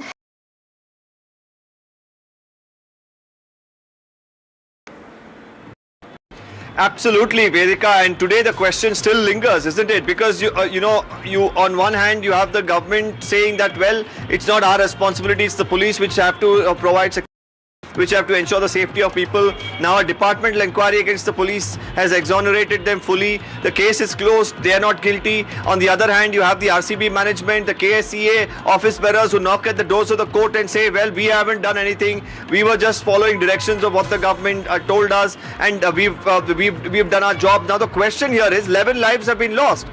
Is the family going to get any sort of closure? Is anybody going to be brought to book? Because if everybody is not guilty here, are the fans actually guilty of coming there, and the stampede really happening? That's the bigger question that comes up. There are answers that are being demanded. The BJP at this point in time is raising a question directly at the government, saying that they wanted this sort of a celebration as if they were responsible for the victory, and now everyone's washing their hands off. So there's some legitimate questions being asked. We'll really have to see, even as the matter of course continues to be heard in the courts, and the police are also parallelly investigating this, whether we'll really see a conclusion to this. Accountability at the end of that road when it comes to the case in court. Deepak, thanks for joining me live. I'm going to come back to you in a moment from now. Once again, Deepak, on a shocking case that has emerged from Bengaluru, where a serving police sub-inspector has been arrested on charges of dowry harassment, domestic violence, assault and criminal intimidation. The accused, identified as Bhairappa, is attached to the Bengaluru Police Commissioner's office. The arrest comes after his wife, an advocate, approached the Director General of Police alleging years of abuse and claiming that her earlier complaint was not converted into an FIR because fellow officers allegedly tried to shield the sub-inspector. A video that has now surfaced purportedly shows the officer holding a machete and threatening his wife and her family. Following the complaint, police have registered a case and arrested the officer. Deepak is back with us. Deepak, this is a very disturbing story, incident emerging from the state. What are the details you have for us?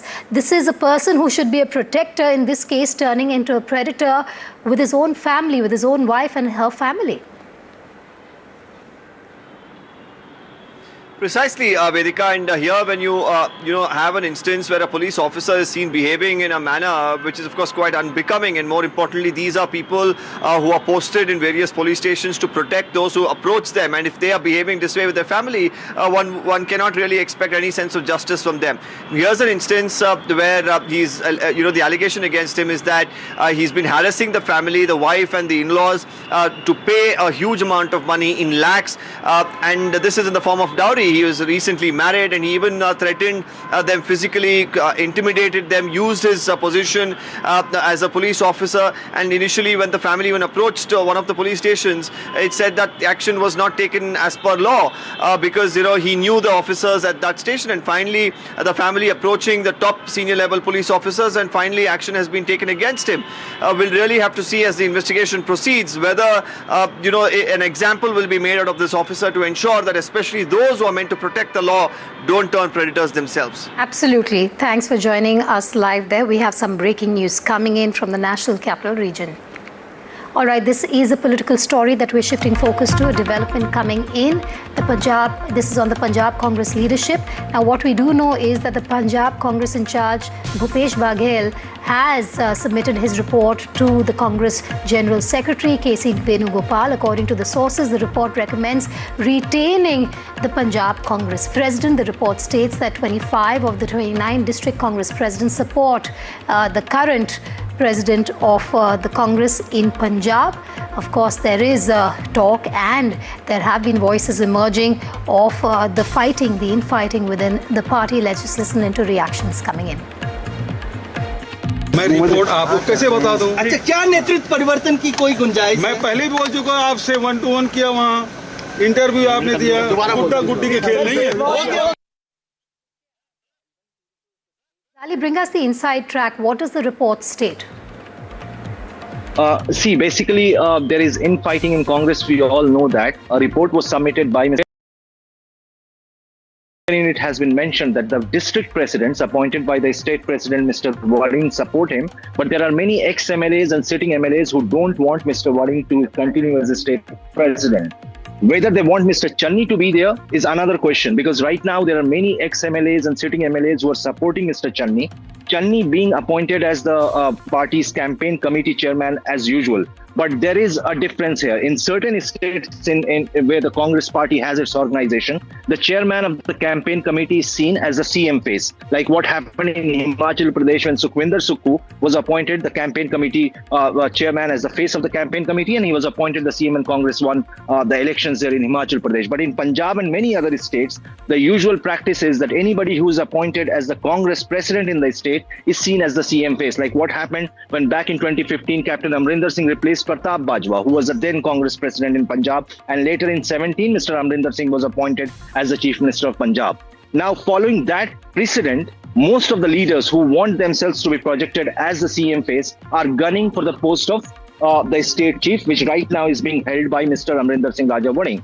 Now, Channi, who is an ex-CM, wants himself to be projected as CM face yet again, and that is why he wants to take that route that he should be appointed as the Congress president in Punjab. But the bigger question for the High Command is that if they change or if they replace Mr. Wading, a bigger message will go across the country to all the Congress chiefs and other district Congress presidents in other states that they can reverse the High Command's decision.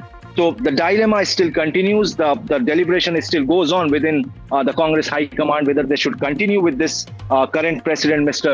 Amrinder Singh Raja Wading, or should they buckle under the pressure and appoint Channi or any other face as a Congress president. This is one of the big challenges and the initial challenges for Rahul Gandhi as he returns to India.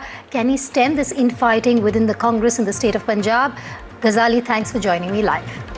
Staying with politics, a fresh political battle has erupted over the proposed Constitution Amendment Bill, with the BJP and Congress trading charges over its intent and impact. Congress MP P. Chidambaram has said that the bill's real purpose is not women's reservation, but delimitation of constituencies. Also, NCP SP MP Supriya Sule has said that they will only hold discussions on the bill if the government will give 50% increase in seats promised in writing. Sources say the government is preparing to bring the key Constitution Amendment Bill, but only after ensuring it has the numbers to pass them. Hence the outreach to other parties, including the DMK as well as Pawar's party. Now the BJP has hit back, calling the claims of Chidambaram politically motivated and misleading. The party said delimitation is a constitutional process aimed at ensuring fair representation for citizens.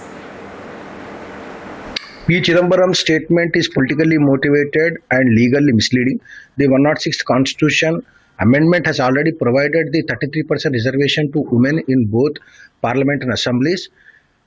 But its implementation is linked to constitutional process such as census and delimitation. Delimitation is a constitutional process, not a conspiracy. And anything Chidambaram says that to the people of India is only misleading. The constitutional process of delimitation is to ensure that every citizen of India has a proper representation in the Parliament and Assembly. Trying to tell to the people again, misleading them that BJP is now going to bring the 131st Amendment with some changes, and they are again talking of the injustice to southern states, this and that. Whether the bill will be introduced or not, it is up to the government to decide. But the Congress should understand that the 50% increase from the existing seats in all the states will render justice to all the states equally. But they try to bring some theories, some mathematics, and tell the people that southern states are going to get injustice. It is not so. अगर सरकार वापस वो bill लाती है तो पूरा opposition इकट्ठा होकर उनको विरोध करेंगे। हमने जो उनको सूचनाएं की है, इस प्रकार से बिल में आप थोड़ा दुरुस्ती करो, अमेंडमेंट करो, लेकर आइए। अगर उस हमारी बात मानी जाती है तो हम उसके ऊपर चर्चा करेंगे। ने मांग नहीं की कोई, इंडिया अलायंस ने कोई मांग नहीं की। हम सिर्फ कह रहे कि 33% रिजर्वेशन जो महिलाओं के लिए लाया है उसको इम्प्लीमेंट कीजिए, ये हमारी मांग है। लिमिटेड मांग है, डीलिमिटेशन की कोई भी मांग इंडिया अलायंस ना एनसीपी एसपी ने की है। हमारी कोई मांग नहीं है, हमारी सिर्फ इतनी मांग सीमित है कि आपने महिलाओं को आरक्षण देने का वायदा किया था, वो वायदा पूरा कीजिए, simple. Political speculation over the merger of Sharad Pawar's faction of the NCP is intensifying in Maharashtra. NCP SP MP Supriya Sule has denied reports of the merger and said that they will never join hands with the NDA. This comes after key leaders from NCP and Sharad Pawar faction met Chief Minister Devendra Fadnavis at his official residence. NCP leaders Praful Patel and Sunil Tadkare, along with NCP SP leader Jayant Patil, held separate meetings with the Chief Minister, triggering a buzz over the possible political realignment. Patil has also dismissed any link between his meeting and those of the other leaders, saying that they met the Chief Minister only to discuss the disqualification of the Islampur Municipal Council Chief and constituency-related matters. NCP कभी भी NCP SP किसी के दबाव में आने वाली party नहीं। ना हम दबाव में कल थे, ना आज है, ना कल रहेंगे। हम दबाव में कोई काम नहीं करते। ये देश दबाव से नहीं चलेगा या किसी की मनमर्जी से नहीं चलेगा। ये देश सिर्फ और सिर्फ भारत रत्न डॉक्टर बाबा साहब अम्बेडकर के संविधान से चलेगा। My constituency, there is a town called Uranishwarpur. In that constituency, in that city, the mayor who got elected by about 7,000 votes margin, he was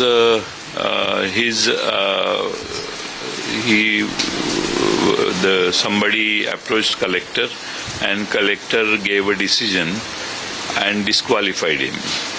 So we wanted to appeal to the government. Then the next appeal stage is at the minister. Since Eknath Shinde had gone to Delhi, I had no choice but to meet Chief Minister. I asked his time. All right, so Anuj Raite now joins me live on that big political development. Anuj, won't they is the question more than the statements coming out from different representatives of Sharad Pawar's NCP at this point, given the meeting between Sharad Pawar and the Chief Minister of Maharashtra? I think that's the bigger picture. What are your sources from within the party telling you about the possibility of an alliance in the future? We know their stand on the delimitation bill. There seems to be conditional support for now, according to Sule. Well, yes, it is a will they, won't they kind of a situation, but I'm afraid we don't have any substantial answers even today, and that, is one of the specialities of NCP right since their formation a couple of decades back. But talking about developments taking place here in in Mumbai, we have to see that the talks or rumors about NCP's induction into NDA are at two levels. It is firstly in Delhi, of course, where NCP's 8 members of parliament will be very crucial for NDA, BJP-led NDA, for the upcoming delimitation bill which they have to introduce in the parliament. Secondly, in the state, there is no numerical requirement for Devendra Fadnavis's government. Neither is NCP-SP's legislators' strength so strong that it can have any of its weight.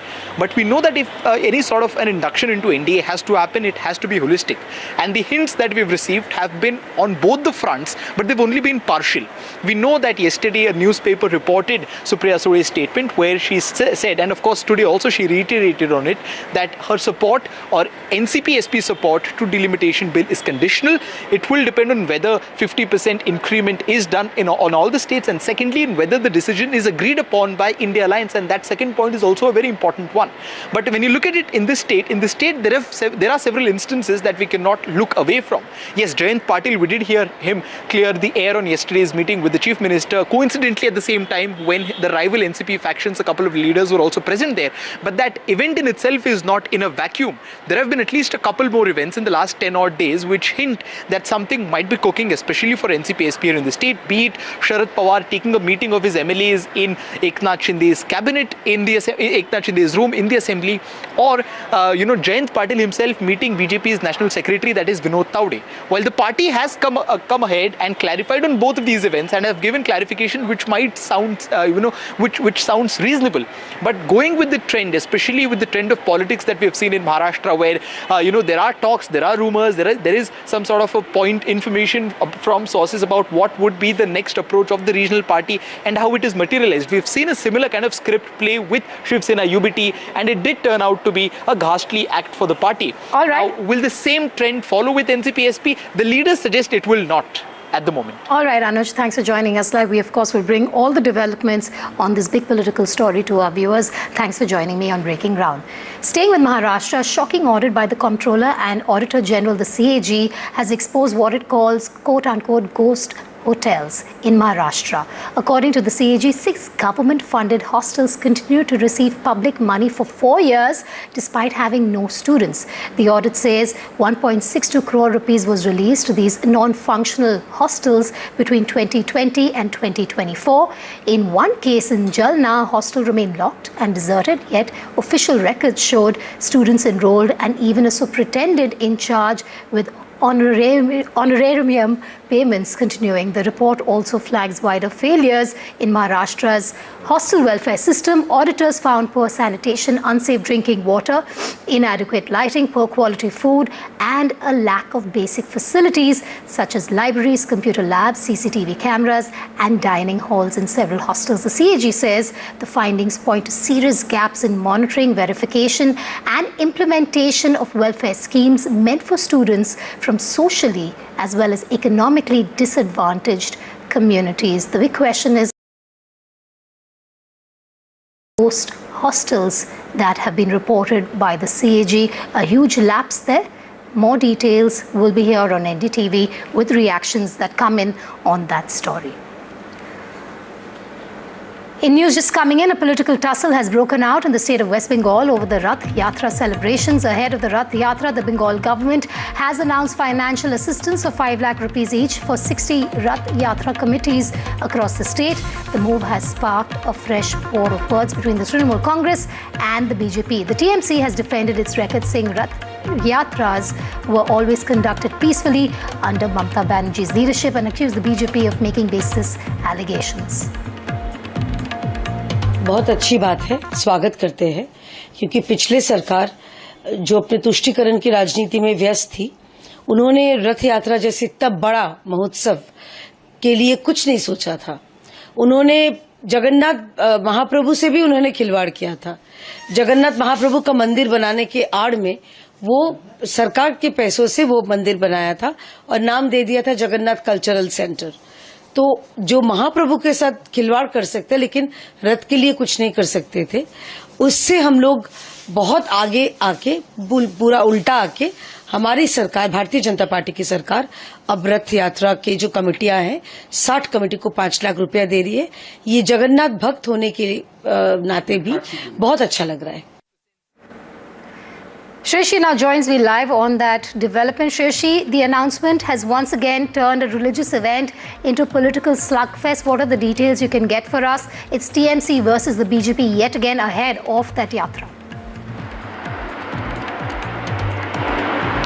Well, this is the first time the state government of West Bengal has announced financial aid to Rath Yatra committees. 60 have been shortlisted for this year, and the Chief Minister of West Bengal has assured that as the years pass, even more Rath Yatra committees are going to be roped in for this financial assistance of rupees 5 lakh each.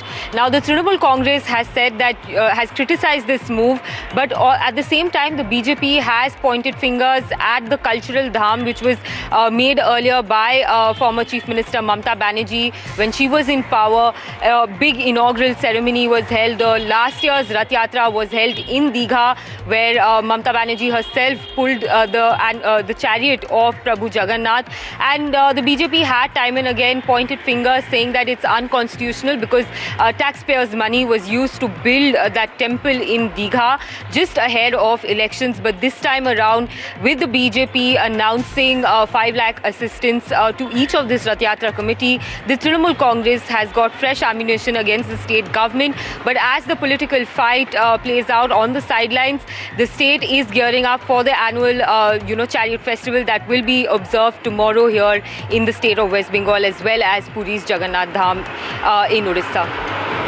Bringing you all the updates tomorrow on that face-off, which is expected to continue between the Trinamool Congress and the BJP. Kunal Ghosh has also responded and reacted to the story. Listen in. सरकार अपनी दायित्व खत्म कर देती थी और कुछ नहीं करती। बहुत अच्छी तरह से पूरा रथ यात्रा बंगाल में होता था। वो जो एलिगेशन बोल रहा है उसका कोई बेस ही नहीं है।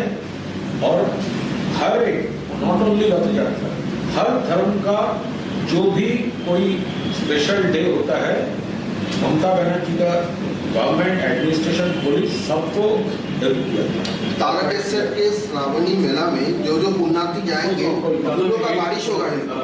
ये स्वास्थ्य बीमा को लेकर थोड़ा सा कंफ्यूजन क्रिएट हुआ है। एक और ये आप देखिए बंगाल में जनता के लिए गवर्नमेंट का जो हेल्थ इंश्योरेंस है उसके ऊपर बहुत बड़ा कंफ्यूजन क्रिएट हो गया, क्योंकि हमारा ये स्टैंड था जो स्वास्थ्य शास्त्री ममता दीदी ने सबके लिए कर दिया 5 लाख तक। ये भाजपा बोल रहे थे आयुष्मान भारत, तो आयुष्मान भारत जो क्राइटेरिया है ये तो सबको नहीं मिलेगा।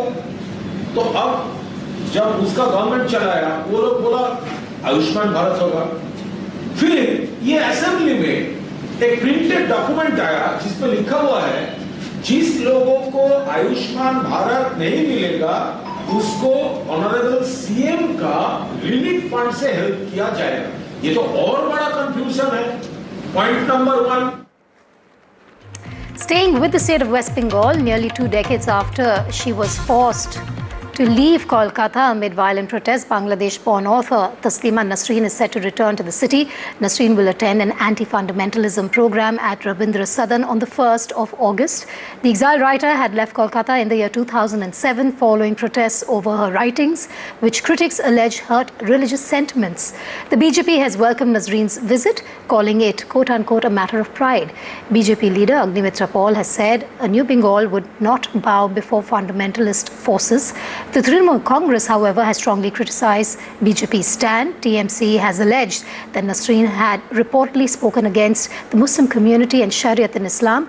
TMC further claimed that the BJP supports people who make anti-Muslim remarks.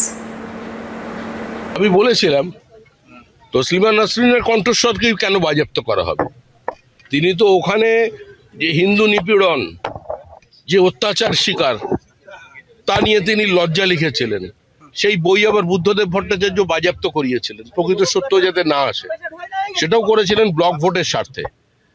তা কোনো লেখিকা আসবেন এখানে, আমারই দাবি ছিল, তিনি আসছেন, স্বাগত তাকে। आने का मौका नहीं मिला नहीं बोलेंगे, उनको प्रोटेक्शन नहीं दिया गया, उनको इस्तेमाल किया गया, उनको फेंक दिया गया। लेफ्ट फ्रंट इतना मुसलमान को लेकर इतना बात करते हैं, लेकिन जब उनका किताब लेकर जो सच बात वो लिखे हैं उनको प्रोटेक्शन नहीं दिया लेफ्ट गवर्नमेंट, उनको यहाँ से भेज दिया गया था। और टीएमसी गवर्नमेंट में तो हर धर्म के लोगों को सिर्फ इस्तेमाल किया गया, कि हिंदू की मुसलमान। आज माननीय मुख्यमंत्री शुभेंदु अधिकारी जी का गवर्नमेंट में आज तस्लीमा जी आ रहे 1 तारीख को, ये हमारे लिए बहुत गर्व और खुशी की बात है, स्पेशली महिला होने के नाते। आज जिस तरह वो उनका लेखा में वो प्रतिवाद किए हैं हर चीज में, बहुत खुश है। उनका कार्यक्रम में हमको बुलाया जाए कि ना जाए, हम पे उपस्थित रहेंगे। The hypocrisy of the free speech ecosystem, Samvidhan Bachao ecosystem. Taslima Nasreen, a noted author who has written extensively on the kind of persecution of Hindus that has taken place at the hands of Islamists in Bangladesh, is now returning to Kolkata. Instead of welcoming it, the TMC and the ISF and Congress put vote bank above even women's security or women's right to speak, and they are abusing her, threatening her, and they are saying that she should not be there, she should not be allowed. This is their intolerance. Just because she has written about the persecution of Hindus at hands of Islamists, they want to block her. They banned her books, they have abused her, heckled her. देखिए, तस्लीमा नसरीन बांग्लादेश का writer थे। वो Muslim community के खिलाफ, इस्लाम का शरीयत के खिलाफ बहुत सारे कुछ बोला है। तो अभी जो मुसलमान के खिलाफ बोलेंगे उसको तो डबल इंजन सरकार इज्जत करेंगे, ये यार बोलने का दूसरा बात क्या है। बीजेपी जो प्रॉमिस करके अभी सत्ता में आया, बोला था अन्नपूर्णा योजना के बारे में, बिजली के बारे में या वुमेन सेफ्टी के बारे में, जो प्रॉमिस करके आया था फेलियर है। अभी तक भी फेलियर है। ये फेलियर को थोड़ा फेलियर के लेके आदमी को माइंड को डाइवर्ट करना होगा कि तस्लीमा नसरीन जो आएगा आके क्या 2-4 अनब शनब बात बोल के चला जाएगा। इसको ये लोग इनका डेवलपमेंट के नाम से चलाएगा, इसीलिए उनको लेके आ रहा है। उसको लेके आने से क्या फायदा होगा बंगाल में। We're going to be slipping a short break. Once we come back, we will bring you the highlights from last night's semi-final, where Spain has now made it to the finals. All eyes will be on the match tonight to know who they play against. Also, we're going to talk about Odyssey, which is set to sail into theatres on the 17th of July. Both those stories coming up in moments from now.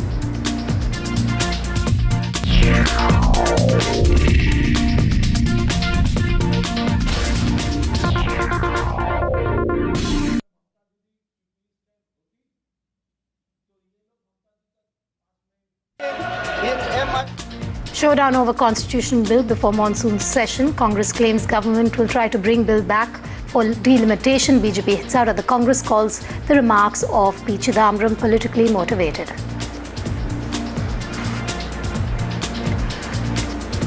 Political churn in Maharashtra. NCP Sharad Pawar meets Maharashtra Chief Minister late last night. Speculation rife over another political switch. Will Sharad Pawar's NCP be heading towards the NDA? For now, Supriya Sule has denied the speculation. Bangladeshi author Taslima Nasreen set to return to Kolkata after 19 years. BJP welcomes Taslima. TMC trains guns against the BJP.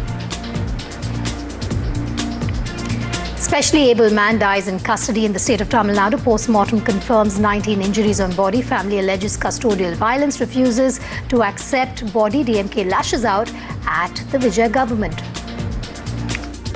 Presented by Suzlon. Good energies that work. Basic शिक्षा को नए पंख देने वाला school चलो अभियान बना बच्चों के लिए वरदान। यशस्वी प्रधानमंत्री श्री नरेंद्र मोदी जी के दूरदर्शी विजन तथा माननीय मुख्यमंत्री योगी आदित्यनाथ जी के कुशल नेतृत्व में आधुनिक सुविधाओं ने स्कूलों का कायाकल्प करके हर बच्चे को निपुण बनाने का संकल्प लिया है। मिड डे मील से बचपन को पोषण मिल रहा है तथा समग्र शिक्षा अभियान से भविष्य रोशन हो रहा है। शारदा कार्यक्रम ड्रॉप आउट बच्चों को हर दिन स्कूल आने के लिए प्रेरित कर रहा है और बाल वाटिका नन्हे मुन्नों को खेल खेल में स्कूल आना सिखा रहा है। 1 जुलाई से 15 जुलाई तक प्रदेश सरकार का स्कूल चलो अभियान, ताकि हर बच्चा शिक्षा से हो अभिसिंचित। अगर आपके आसपास कोई ऐसा बच्चा हो जो किसी कारण विद्यालय नहीं जा पा रहा, तो स्कूल चलो अभियान का लाभ उठाएं। तत्काल उसे विद्यालय में प्रवेश दिलाएं। Dadu Dadi's lounge room. The all-new VinFast MPV7. As India's mobility story is racing into a new future, it's in search for a new fuel map. Electric, ethanol, hydrogen, CNG, hybrid. What will power India next? India's sharpest mobility minds come together to decode the fuel mix that will define the road ahead. The NDTV Automate Fuel and Future Summit 2026, only on NDTV Network. Brought to you by Levanto Green, powering mobility, driving sustainability. SBI Funds Management Limited launches an initial public offer of equity shares of face value of ₹1 each in the price band of ₹545 to ₹574 per equity share. Bid/offer opens on Tuesday, July 14th, 2026. Closes on Thursday, July 16th, 2026. For risk factors and other details, please refer to the red herring prospectus dated July 8th, 2026. Read with the addendum dated July 10th, 2026 to the red herring prospectus and the abridged prospectus available on the websites of the SEBI, the stock exchanges, the book running lead managers and the company. Punjab's rural library revolution, transforming villages through knowledge. Hundreds of rural students across Punjab are now preparing for competitive examinations, accessing digital learning resources and studying in modern reading spaces without having to travel to cities. The positive change has been driven by the Punjab government's Rural Library Scheme, which is strengthening educational opportunities and empowering youth across the state. Launched under the leadership of Chief Minister Bhagwant Singh Mann, the initiative aims to transform villages into centers of learning and encourage a culture of reading among young people. बहुत upgraded library बनी है जिहदे विच wifi high speed है दुनिया भर दियां history दियां fiction दियां कवितावां दियां साहित्य दियां ते कंपीटीशन दियां किताबां ने. So far, 275 modern rural libraries are fully functional, while 58 more are under construction. Villages such as Isru in Khanna and several others across Sangrur, Bhatinda, Barnala, Patiala and Ludhiana districts have benefited from the initiative. मैं staff selection commission की preparation कर रहा हैं. मैं इस library ਦੇ ਵਿੱਚ ਫੈਬਰਵਰੀ ਤੋਂ ਆ ਰਿਹਾ ਹਾਂ ਤੇ ਮੈਨੂੰ ਇੱਥੇ ਬੜਾ ਹੀ ਪੀਸਫੁਲ এনवायरमेंट ਮਿਲ ਰਿਹਾ ਹੈ. ਸਾਨੂੰ ਹਰ ਤਰ੍ਹਾਂ ਦੀ ਬੁੱਕਸ ਇੱਥੇ ਪ੍ਰੋਵਾਈਡ ਕਰਾ ਦਿੱਤੀ ਜਾਂਦੀ ਹੈ ਤੇ ਅੱਗੇ ਜਦੋਂ ਅਸੀਂ ਡਿਸਟ੍ਰਿਕਟ ਲਾਇਬ੍ਰੇਰੀ ਜਾਂਦੇ ਸੀ ਸਾਨੂੰ ਬੜਾ ਹੀ ਡਿਸਟੈਂਸ ਤੈਅ ਕਰਨਾ ਪੈਂਦਾ ਸੀ ਆਪਣੇ ਏਰੀਏ ਤੋਂ. ਹੁਣ ਸਾਡੇ ਏਰੀਏ ਦੇ ਵਿੱਚ ਬੜੇ ਹੀ ਸਾਡੇ ਹੁਣ ਨੇੜੇ ਸਾਡੇ ਕੋਲ ਲਾਇਬ੍ਰੇਰੀ ਆ ਚੁੱਕੀ ਹੈ ਜਿਸ ਕਰਕੇ ਸਾਡਾ ਬਹੁਤ ਟਾਈਮ ਦੀ ਸਾਡੀ ਬਚਤ ਹੁੰਦੀ ਹੈ. Built at an average cost of rupees 35 lakh each, these libraries offer books, newspapers, Wi-Fi and digital learning facilities, helping bridge the rural-urban knowledge gap and creating new opportunities for Punjab's youth. ਇੱਥੇ ਸਾਨੂੰ ਬਹੁਤ ਸਾਰੀਆਂ ਫੈਸਿਲਿਟੀਆਂ provide ਕੀਤੀਆਂ ਜਾ ਰਹੀਆਂ ਹੈ ਜਿਵੇਂ ਸਾਨੂੰ ਵਾਈਫਾਈ ਦਿੱਤਾ ਜਾ ਰਿਹਾ ਹੈ ਕੰਪਿਊਟਰ ਫੈਸਿਲਿਟੀ ਦਿੱਤੀ ਜਾ ਰਹੀ ਹੈ ਸੋ ਮੈਂ ਪੰਜਾਬ ਸਰਕਾਰ ਦਾ ਬਹੁਤ ਬਹੁਤ ਧੰਨਵਾਦ ਕਰਨਾ ਚਾਹੁੰਦੀ ਹਾਂ. समर में बाल्टी तो चाहिए फॉर योर पसीना बाल्टी और मॉनसून में बाल्टी तो चाहिए फॉर छत का पसीना. पसीना मत बहाओ बर्जर रूफ कूलेंट सील लगाओ ये छत के क्रैक्स को करे सील और आपको दे ठंडा feel. Berger roof coolant seal.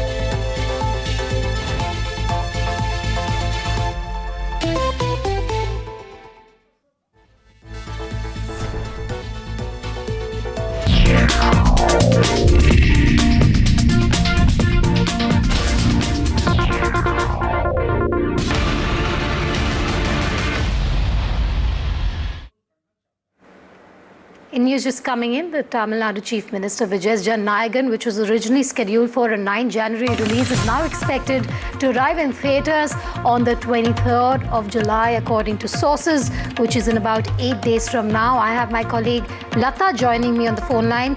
Lata, what are the details you can share with us? 8 days from now, are we going to see that movie in screens across India? Absolutely, Vedika.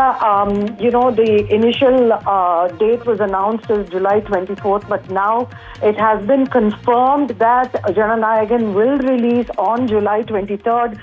Theatres across Tamil Nadu and other states are making preparations accordingly. We've also learned that there will be no special shows. 5 a.m. shows in Tamil Nadu. The shows will start as always at 9 a.m. So there is going to be no special show or screening at 5 a.m. However, in Karnataka, Kerala and the Telugu states, we will see Jannanayagan shows from 5 a.m. onwards, is what we have been told. Lata, do stay with me. I also have Vijay, my colleague, joining me live. Vijay, while the makers have not announced an official date, the buzz is also being kept alive while Lata is confirming that it is expected to release on the 23rd of this month, the last movie of Vijay as an actor before he took over the role of Chief Minister. What we're also seeing is that the buzz is being kept alive when Jagdish Palani, the Chief Minister's private secretary, also posted an intriguing story on social media. Instagram. Vedika, that's right. Last night, personal secretary to Chief Minister Jagdish Palnisamy also hints at saying that all eyes on July 23. He also shared with Jananayagan song as a Instagram story, so which created a buzz whether the movie is going to get released just a prior day, July 24. The original, like Lata mentioned, it was originally scheduled to release on July 24, but with Jagdish Palnisamy story, it was confirmed that the movie is likely to get released on July 23rd.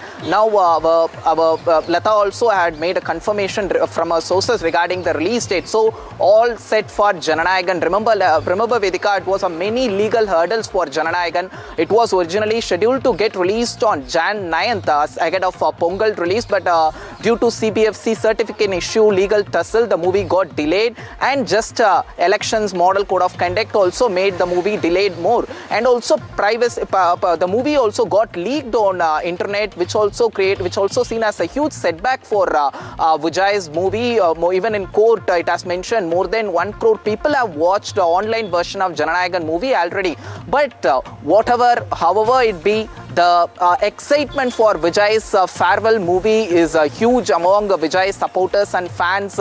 Even when the movie got a certification from the CBFC, when got a certification from the CBFC, there was huge celebration by fans across social media, and already the preparation across Tamil Nadu theatres have already started with the banners and cutouts, flex for Vijay's big banners across Tamil Nadu. It is going to be Vijay's final movie. Remember, almost for more than 30 years, Vijay yes, has been doing lead roles on cinema, so it is going to be really excited for fans, Vedika. Absolutely, and with all the controversy around it, it could just lead to more attention to this movie than expected as well. But this is a movie that his fans have been looking forward to, and with him as Chief Minister, and this being his swan song when it comes to reels and the film, this could be something that could get a huge response, like Lata had also said earlier. Vijay and Lata, thanks for joining me live.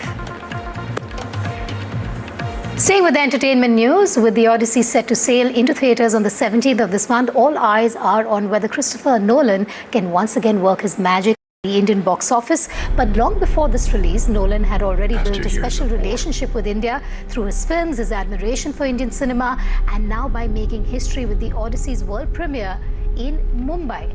As the film gears up for release, we revisit Nolan's enduring love affair with India. Please welcome Christopher Nolan.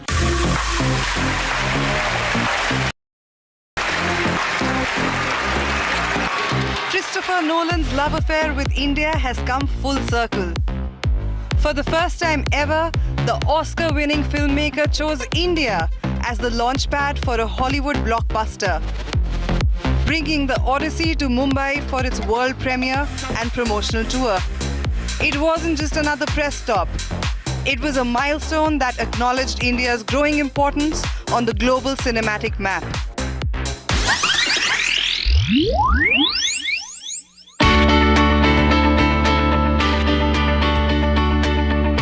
Nolan's relationship with India, however, began long before the Odyssey. In 2018, during a visit to support the campaign to preserve celluloid, he described India as one of the world's greatest filmmaking nations and expressed a desire to explore more Indian cinema. His admiration extends to legendary filmmaker Satyajit Ray, whose Pather Panchali Nolan called one of the greatest films ever made. As I understand it, we're trying to prevent World War III. India has also found its way into Nolan's films. Mumbai featured prominently in Tenet, which also starred veteran actor Dimple Kapadia. Years earlier, Rajasthan's majestic Mehrangarh Fort became a key location in The Dark Knight Rises, proving that India's landscapes have long inspired Nolan's cinematic vision. Even this time during his visit, he opened up on why he chose India to promote the Odyssey. He made it clear that bringing the Odyssey to Mumbai wasn't a marketing decision. It was long overdue. I've never been anywhere in the world with an appreciation of what movies can be and what they should be for audiences. And to me, it seemed crazy that we wouldn't be bringing our films here to premiere them for Mumbai audiences. This is a national emergency. Detonator charge.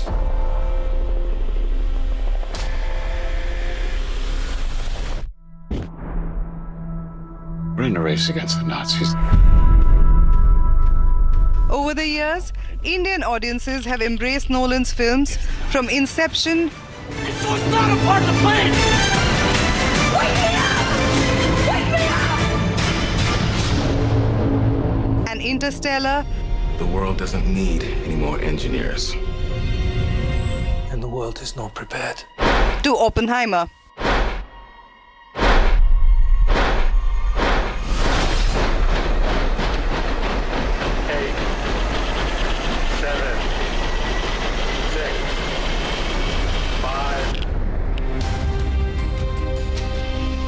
And now, with The Odyssey becoming the first Hollywood film to be premiered and promoted in India, the filmmaker's bond with the country has reached a new chapter. The film releases in India on July 16, and all eyes are now on whether Nolan can once again recreate his box office magic with Indian audiences. Bureau Report, NDTV.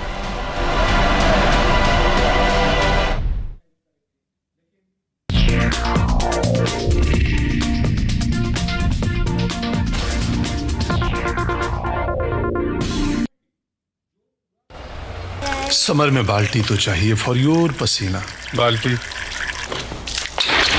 और monsoon में बाल्टी तो चाहिए for छत का पसीना।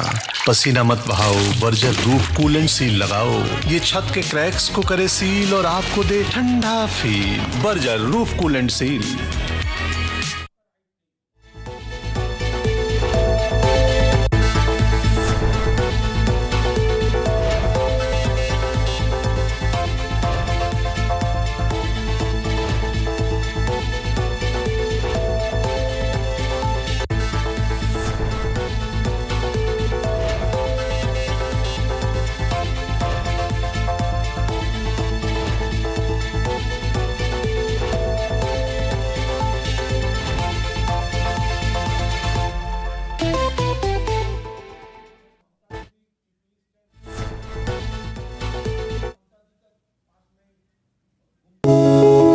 यशस्वी प्रधानमंत्री श्री नरेंद्र मोदी जी के मार्गदर्शन एवं माननीय मुख्यमंत्री श्री योगी आदित्यनाथ जी के संकल्पों से आज उत्तर प्रदेश जैव विविधता, जल एवं पर्यावरण को संरक्षण देने वालों में अग्रणी है। प्रदेश सरकार के संकल्प का सुखद प्रतिफल है कि विगत 9 वर्षों में राज्य में रिकॉर्ड 242 करोड़ से अधिक पौधारोपण किया जा चुका है। हरित आवरण में लगभग 3.5 लाख एकड़ की वृद्धि हुई है। इसी का सुफल है कि आज प्रदेश का लगभग 10% भूभाग वनों एवं वृक्षों से आच्छादित है। प्राकृतिक सौंदर्य से परिपूर्ण रामसर साइट प्रदेश की ग्रीन रेवोल्यूशन की गाथा बयान कर रहा है। प्रत्येक जनपद में अमृत वन पर्यावरण को संजीवनी प्रदान कर रहे हैं। यशस्वी प्रधानमंत्री जी की प्रेरणा से शुरू हुआ एक पेड़ माँ के नाम का अभियान अब जन आंदोलन का रूप ले चुका है। आगे आगे आगे पावर से रहे, आगे आगे पोषण से। Dump in your roots, dump in your bones, rose be your Amul दूध and go for gold। आगे आगे बढ़ती है, दौड़ती है दुनिया, अमूल दूध पीती है दुनिया। रिंकू, हाँ जी, ये देख आगे तो चले। सत श्री अकाल बीजी। सत श्री अकाल पुत्र। अब साफ दिखाई दे रहा है बीजी। बहुत साफ दिखाई दे रहा है बीजी। इतने टाइम बाद नए चश्मे बनवा ही लिए। किसी अपने ने पैसे भेजे और हर महीने पैसे भेजेंगे। वाह, फोना ते टू टू होगी थोड़े 1 तरीक तो बाद। ये थोड़े पैसे ने मावा भैणों नूं सत्कार दे के मैनू खुशी मिलती है इस गल दी। मुख्यमंत्री माँ बेटी सत्कार योजना, आपका अपना भगवंत मान। The stage that has captured the pulse of leadership since 2006. NDTV Profit Most Inspiring Leader of the Year Award goes to Mr. Anand Mahindra. Celebrating visionary trailblazers. day. An unmatched legacy, unwavering trust, enduring credibility. NDTV Profit Business Leadership Awards 2026. 26 July. Only on NDTV. Rinku, हाँ जी, ये देख। आगे तो चले। सत श्री अकाल बीजी। सत श्री अकाल पुत्र। अब साफ दिखाई दे रहा है बीजी। बहुत साफ दिखाई दे रहा है। बीजी इतने टाइम बाद नए चश्मे बनवा ही लिए। किसी अपने ने पैसे भेजे और हर महीने पैसे भेजेंगे। वाह, बोना ते टू टू होगी थोड़े 1 तरीक तो बाद। ये थोड़े पैसे ने, ਇਹਦੇ ਨਾਲ कोई अमीर नहीं हो जाना। तुसी मावा भैणा नू सत्कार दे के मैनू खुशी मिलती है इस गल दी। मुख्यमंत्री माँ बेटी सत्कार योजना, आपका अपना भगवंत मान।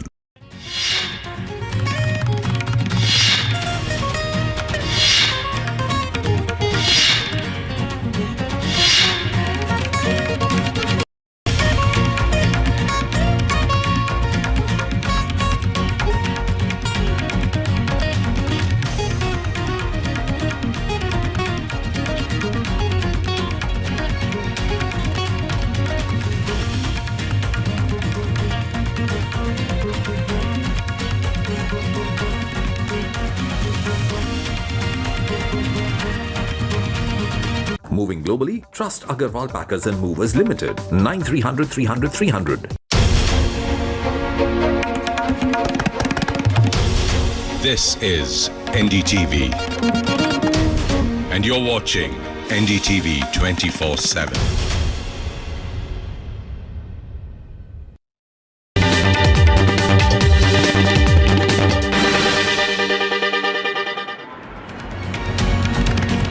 A very good afternoon and a warm welcome to all our viewers. Thanks for tuning in to the Southern View here on NDTV.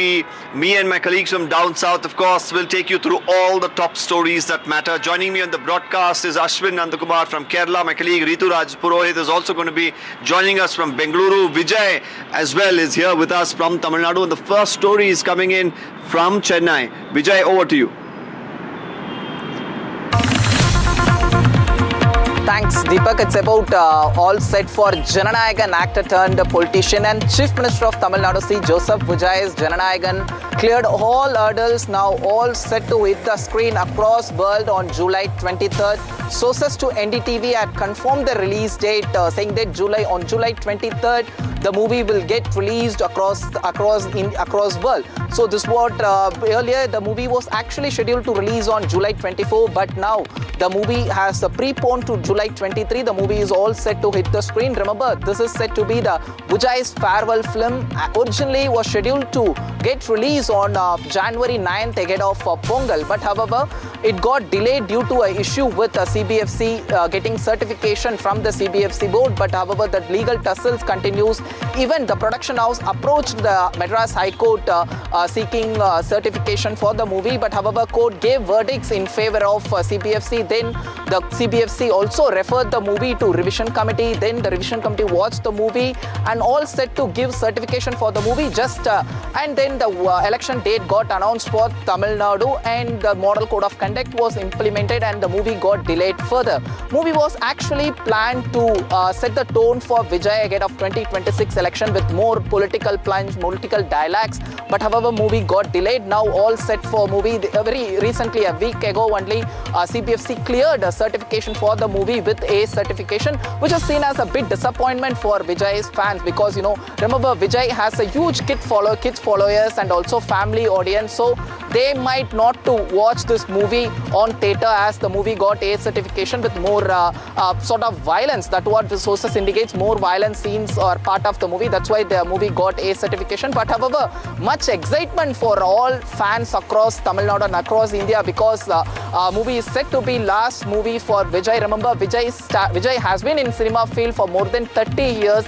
Started his career in 90s from a movie directed by his father S.A. Chandrasekhar, and then he got into the field by acting as a lead actor. He shared screen with for actor Vijaykanth and even actor Rajinikanth on few movies.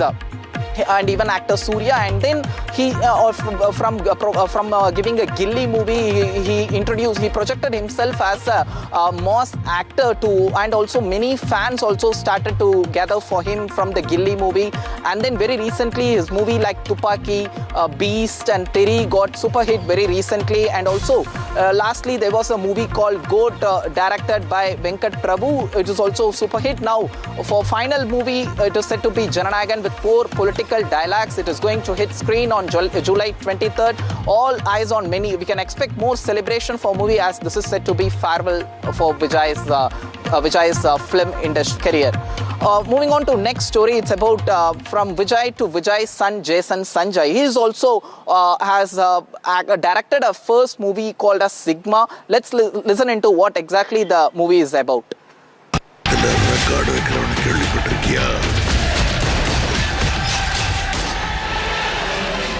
Vijay fans are set for a double dose of cinema, while Thalapathy Chief Minister gets ready for his swan song on the big screen with Jananayagan. I am coming.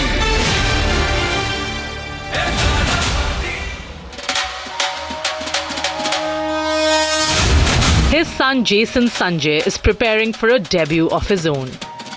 Vijay's son Jason Sanjay is all set to make his acting debut, according to sources who spoke exclusively to NDTV. Jason, who's currently making his directorial debut with Tamil film Sigma,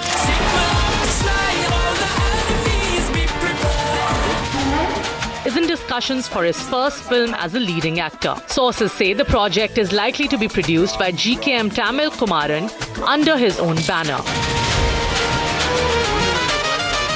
This development comes just days before Vijay's much-awaited final film, Jananayagan, hits theatres worldwide on July 24th.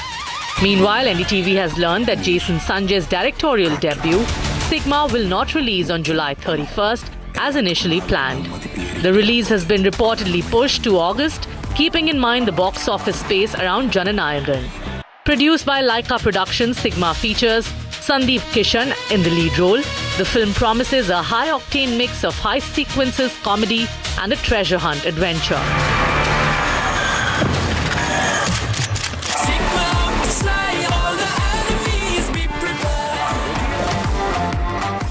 Shot across Tamil Nadu and Thailand, the movie has music by S. Thaman. Jason Sanjay has described Sigma as a story celebrating the spirit of a lone wolf, someone who chooses his own path away from societal expectations. For decades, Vijay has been the face of Tamil cinema's biggest celebrations. Now, as fans gear up for Jananayagan, they are also looking towards the future. Jason Sanjay's journey will not be measured by his surname alone, but by the stories he chooses to tell and the path he creates. The cameras may soon capture a new Vijay family moment. A father who became a phenomena and a son ready to find his own place under the lights. With Lata Srinivasan, NDTV Bureau Report.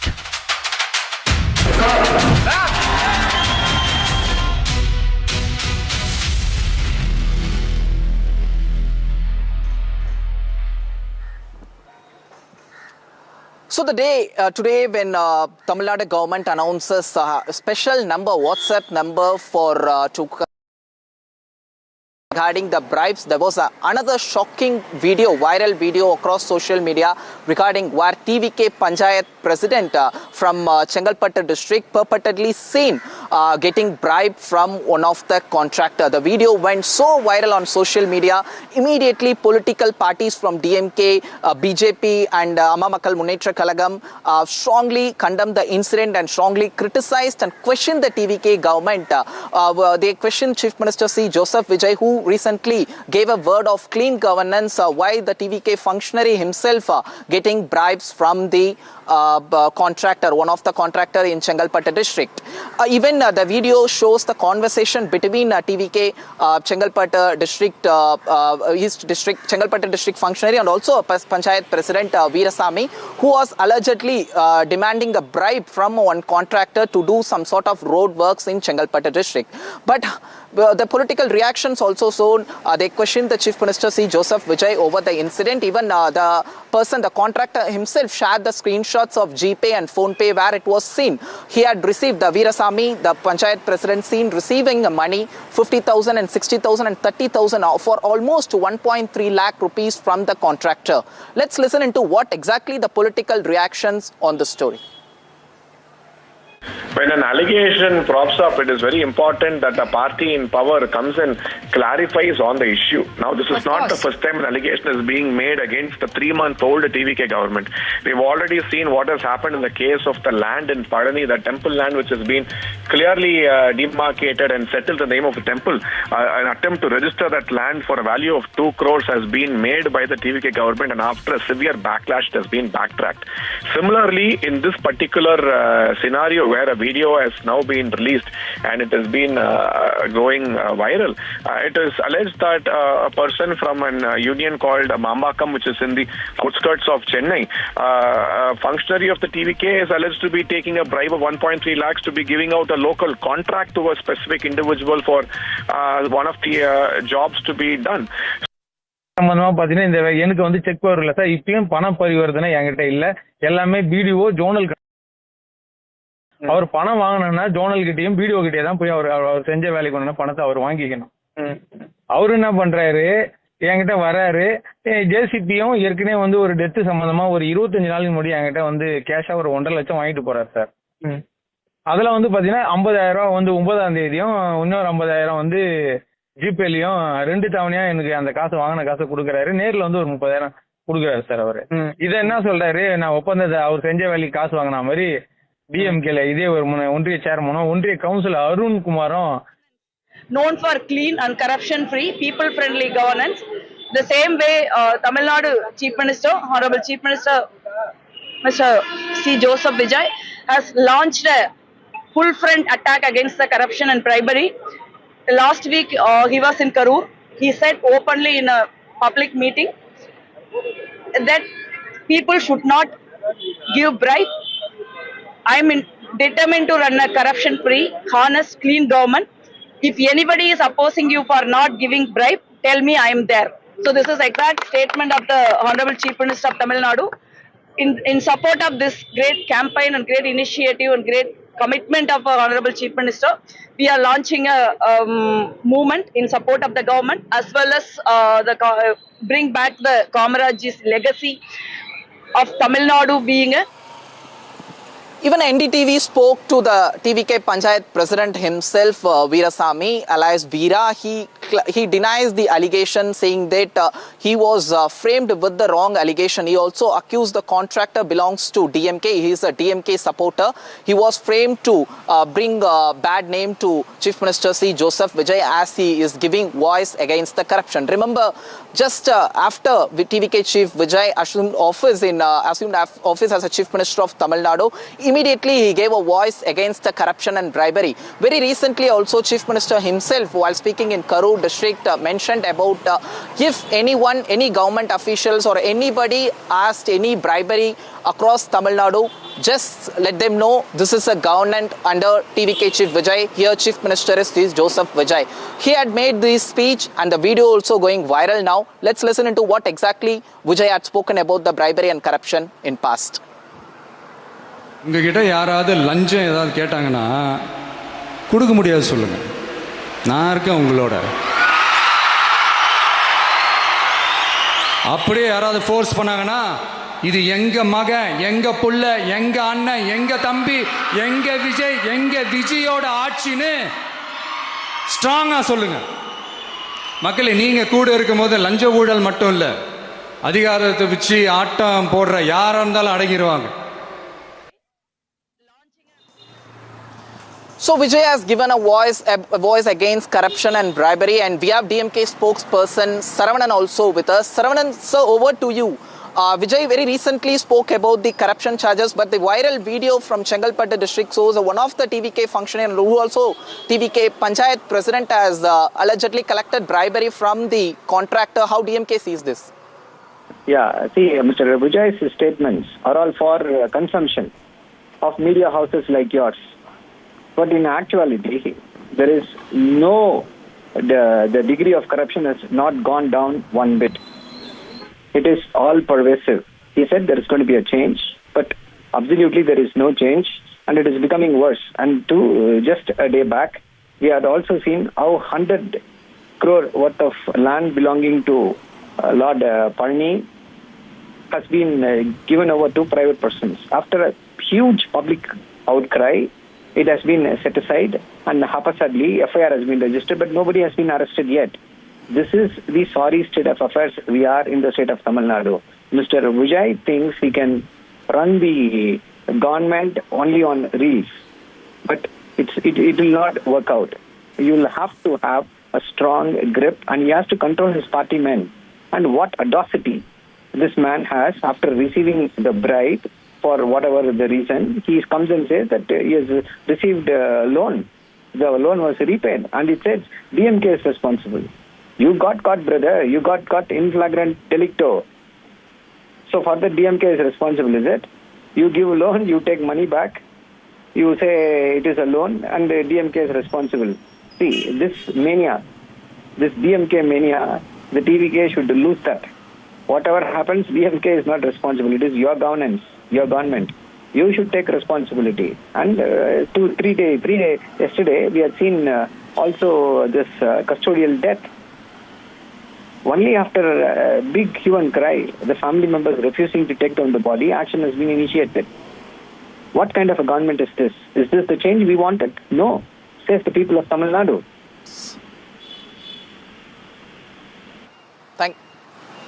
Thank you, Saravanan sir, for your time. So that was DMK spokesperson Saravanan speaking to NDTV, where he had said that still TVK continues to blame DMK over various issues. He also pointed out the recent controversial issue under TVK government. Moving on to next story, as like Saravanan mentioned about the custodial death in Tamil Nadu, it has shocked the entire state. In Kanyakumari district, a disabled person was arrested for allegedly selling banned gutka items in the district. But however, as he got arrested on July 9th, he was sent to remand on July 10th itself. When after medical observation, mandatory medical observation, he was declared and sent to Nagarkoil prison. But however, on the July 13th morning, he was declared dead. First, initially, the prison authorities mentioned to officials saying that he got a sudden cardiac arrest inside the prison.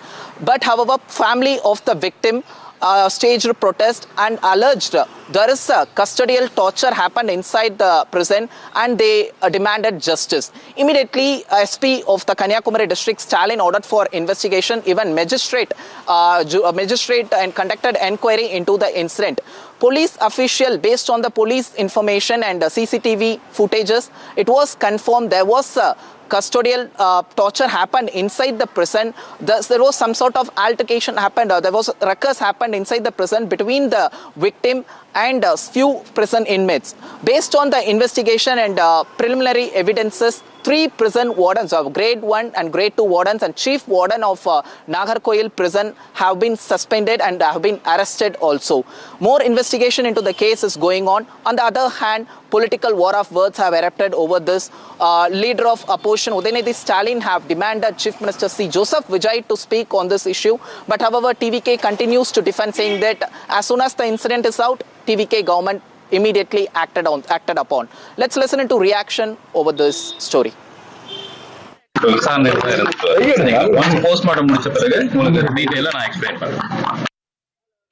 Dravida Munnetra Kazhagam ஆட்சியில் இருக்கும்போது எங்களுடைய முதலமைச்சர் பொறுப்பில் இருக்கிற போது சிவகங்கை மாவட்டத்தில் இருக்கக்கூடிய மடப்புரம் கோவில் காவலாளி திரு அஜித்குமார் தாக்கப்பட்டு மரணமடைந்தார் என்ற ஒரு செய்தி வந்தபோது அன்னைக்கு இந்த திரு விஜய் என்ன செஞ்சார்?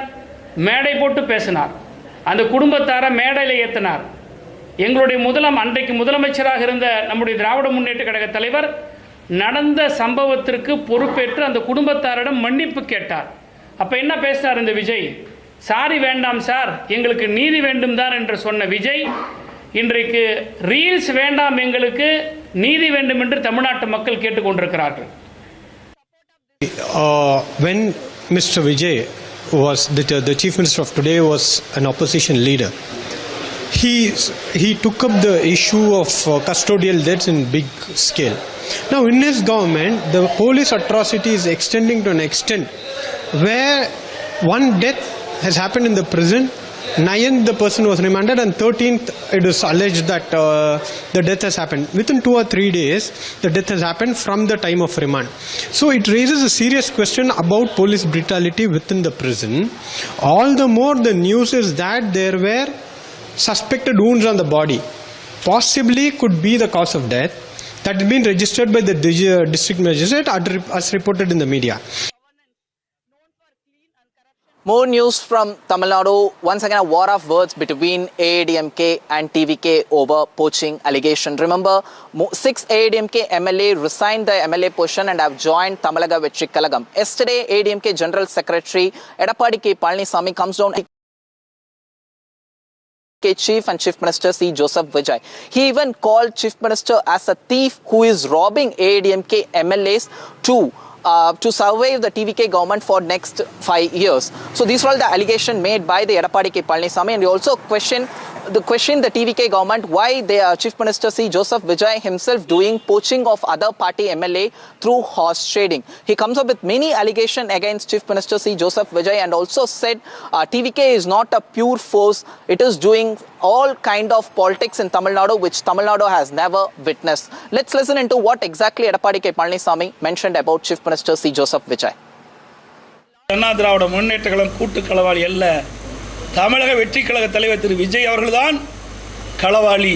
அனைத்து இந்திய அண்ணா திராவிட முன்னேற்ற கழகத்தின் சார்பாக போட்டியிட்டு இரட்டை சின்னத்திலே அவர்கள் போட்டியிட்டு வெற்றி பெற்றவர்களை குதிரை பேரத்தின் மூலமாக ராஜினாமா செய்து வைத்து அந்த ராஜினாமா செய்த உடனே அவர் டிவிகேலே சேர்த்திருக்கிறார்களே, இதுதான் எங்களுடைய சட்டமன்ற உறுப்பினர்களை ராஜினாமா செய்ய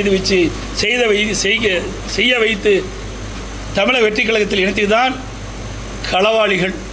முதலமைச்சர் தான் எங்களுடைய வெற்றி பெற்ற சட்டமன்ற உறுப்பினர்களை ராஜினாமா செய்து கட்சியிலே சேர்த்தவர் அவர்தான் களவாளி.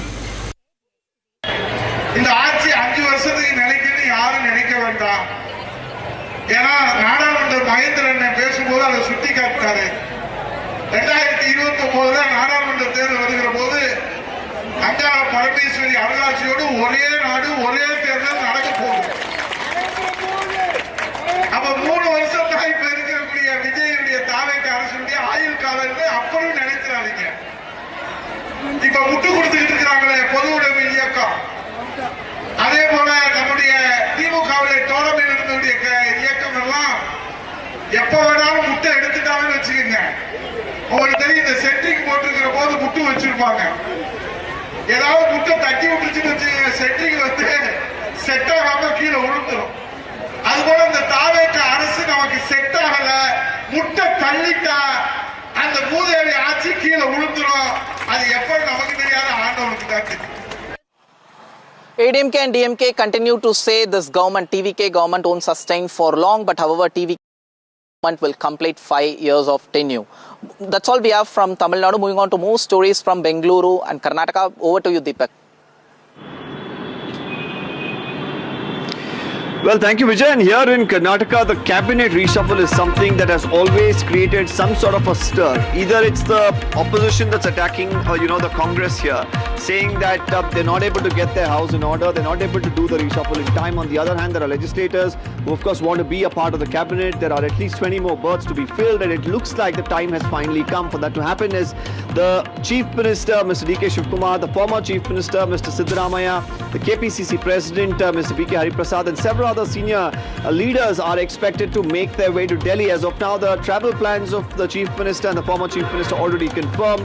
They will be flying to Delhi, and tomorrow a meeting is expected with the High Commander. And yesterday, of course, we here at NDTV had told you by this weekend there could be some sort of a clarity as to what the remaining portfolios would look like in terms of who the ministers would be heading these departments, which has of course been long due. It was the Rajya Sabha elections, the MLC elections, then of course citing Mr. Rahul Gandhi's absence that there has been a prolonged delay in filling up the remaining cabinet berths. It finally looks like the decision is going to be coming in very soon with the senior leadership, the state leadership of the Congress party headed to the national capital. We'll of course keep a close happens there and bring our viewers up to speed on all the developments there. Meanwhile, of course, in Karnataka here, the Bidadi issue, of course, has been a long-standing one. There's a township that's being planned, a protest, of course, that's going to that has been taking place. Now the Chief Minister is addressing a press conference. My colleague Ritu has all the details. Ritu, take us through these details of what the Chief Minister is saying about the Bidadi township project, the protests that are taking place, and the plan of the government.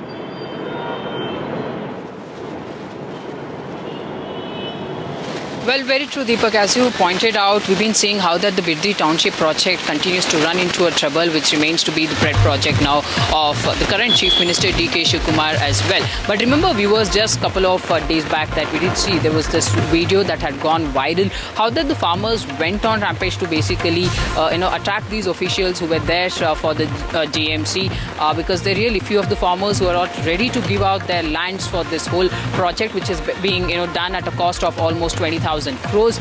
That's when you see this whole video went viral, and there's been a long debate that's basically on here in the state. Now, following which you have the Chief Minister DK Shivakumar, who's called for this press conference where he's gone on to highlight various aspects. Now, first, of course, you see even as that he draws this whole of a backlash and a kind of a criticism that's been that he's drawing. You see, you have DK Shivakumar, who's now gone on to highlight that this is not something a project that DK Shivakumar had started, but apparently it was the project that was proposed by then Chief Minister in 2006 by H.D. Kumaraswamy himself, and all that DK Shivakumar as a Chief Minister is trying to do is implement that whole of a project. But apparently, of course, there's been a debate about it as well. He goes on to further state that there's a huge conspiracy that's getting attached towards him, that there are a lot of plans to send him to a jail as well. But he says that this whole incident that has taken place related to the bid now needs to be seen, because you see you have the BJP and JDS who being quite adamant about this fact, saying that the government needs to drop this project immediately, because the government there is arguing, saying that it's a barren land, it needs to be occupied for the township project, where that the government is planning out to give a huge job opportunities as well for that reason, for the development of that whole region too. But however, you see the opposition is saying that it's not at all a barren land, there's a good enough agricultural land it is, and there's good enough level of water as well. So now needs to be seen, because a tremendous pressure that's getting mounted on DK Shivakumar, the Chief Minister, whether he will finally decide to drop this, that only time will tell us. But now back to my colleague Deepak Bopanna, who brings us more news related to Karnataka. Yes, and there have been a series of crime stories that are coming to the fore from Bengaluru. In the latest, it's a police officer, a person, of course, who's trained, also who's meant to be protecting the people here, has turned predator himself, and allegations of harassment, allegations of assault, criminal intimidation, demand for dowry coming to the fore. And this is a police sub-inspector who's working with the commissioner's office. And the family, of course, while they approached the police initially to file a complaint against him, didn't get any sort of support is what they claim. They say that batchmates of his were working at a particular police station where they went and tried to get an FIR done, and finally writing to the top senior police officers has got the case moving, with an arrest now coming by of this particular police officer, who on video is seen holding a machete and threatening the family members as well. A thorough investigation, of course, is currently underway to determine what exactly transpired in this case. The wife here is an advocate herself. The family is saying that the harassment, of course, has been going on for quite some time, demanding dowry from them. We'll keep a close track of the developments on this story as well. With that, it's a wrap from Karnataka. Over to my colleague Ashwin from Kerala. He takes you through the developments there.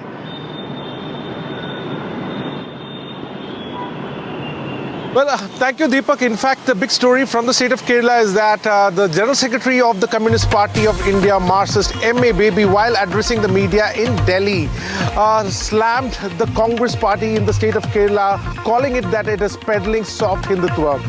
While M.A. Baby was addressing the lapses in the party and its bad performance in the last Kerala elections, and of course its debacle in the previous elections in every state, without any government of the CPM anywhere in India, MA Baby trained his gun on Chief Minister V.D. Satishan, stating that he is peddling soft Hindutva and giving space to the RSS. In fact, MA Baby stated that the Manuvadi policies and the soft Hindutva peddling is something that is comparable to what North Indian Congress leaders are doing. This is what allegation of MA Baby was. Now, slamming that, the Chief Minister took did not mince any words in slamming him, and he also stated that MA Baby does not have any topic to discuss and they have become irrelevant in politics. Let's hear this banter that comes between the CPM and the Congress party. Yes, because the governor has started appointing his own choice as vice chancellors who are pro-BJP RSS. And state government did not protest over that. And there were many other instances also. And earlier the present chief minister had participated in a program where he lighted a lamp in front of Golwalkar and he kind of paid respect before that. That is in social media widely circulated. So he has some relationship and contact with these Sanghaparivar people, even though he is a top leader of Congress. P. Rajiv and the body language and a good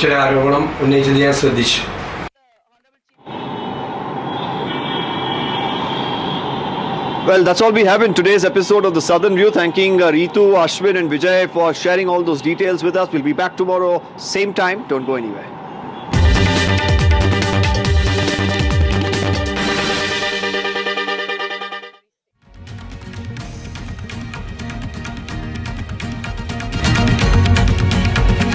And getting you the latest update as far as the showdown over the Constitution Bill is concerned ahead of the monsoon session of the Parliament. The Congress claiming that the government will try to bring delimitation bill back, and there Supriya Sule denying the support to the centre, the BJP hitting out at the India bloc. Supriya Sule denies NDA, NCP, Samajwadi Party. This is, of course, the Sharad Pawar merger amid the buzz saying that there's no question of joining the NDA. That is what is the buzz from Maharashtra. Her remarks have come after Sharad Pawar's MPs had a meeting with Devendra Fadnavis. This meeting took place last night. Specially abled man dies in custody. He had 19 injury marks on his body. The family alleges custodial death. CID probe intensifies in the provocative poll speech case, and is Abhishek Banerjee appearing before the court to submit voice samples. Presented by Suzlon. Good energies that work. Uttar Pradesh has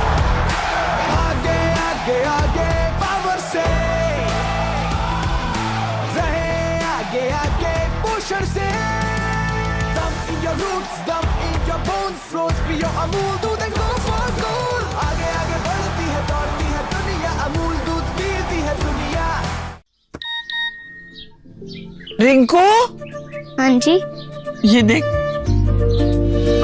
आगे तो चले। सत श्री अकाल बीजी। सत श्री अकाल पुत्र। अब साफ दिखाई दे रहा है बीजी।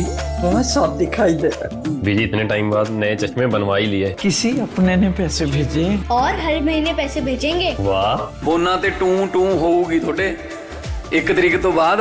ये थोड़े पैसे ने ਇਹਦੇ ਨਾਲ कोई अमीर नहीं हो जाना। तुसी मावा भैणा ਨੂੰ सत्कार दे के मैनू खुशी मिलती है इस गल दी। मुख्यमंत्री माँ बेटी सत्कार योजना, आपका अपना भगवंत मान। आगे बढ़ना सब चाहते हैं, कोई घर वालों के सपने पूरे करना चाहता है, कोई अपने फ्यूचर को बेहतर बनाना चाहता है, तो कोई कामयाबी की मिसाल बनना चाहता है, और कोई चाहता है सुकून भरी सेकंड इनिंग्स। मंजिलें अलग हैं, पर हर कोई आगे बढ़ रहा है, और उनके इस सफर पर साथ निभा रहा है SBI Funds Management Limited, your partner in progress. Mutual fund investments are subject to market risks. Read all scheme-related documents carefully.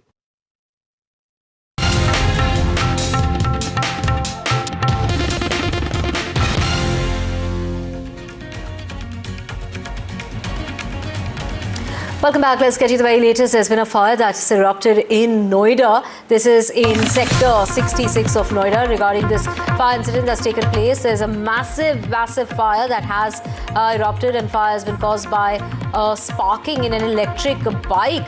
Around 50 people are believed to be trapped inside the building, and the fire department team has conducted a rescue operation to save the residents. So far, 2 innocent lives have been lost in this incident, and it's the Chief Minister that's taken cognizance of the fire and the incident that's taken place here in Noida in Uttar Pradesh. The Chief Minister has issued instructions to the officials, directing the officials to reach the site immediately. Reet, my colleague, joining us on the phone line in order to get us more details. Reet, how did this even happen? Because from what we're picking up from our sources is that this has happened because of an electric bike? Right, absolutely, Divya. Like you rightly mentioned that initial investigation is telling us that this could have happened because of an electric bike. I'm just going to walk our viewers through the details that we have at the moment. Of course, information is scarce because it just occurred, so we're still getting more details on this. But a massive fire has broken out in the Mamura village in Noida. Like you rightly mentioned that this is reportedly it's been caused by parking in an electric bike. And the concerning part is about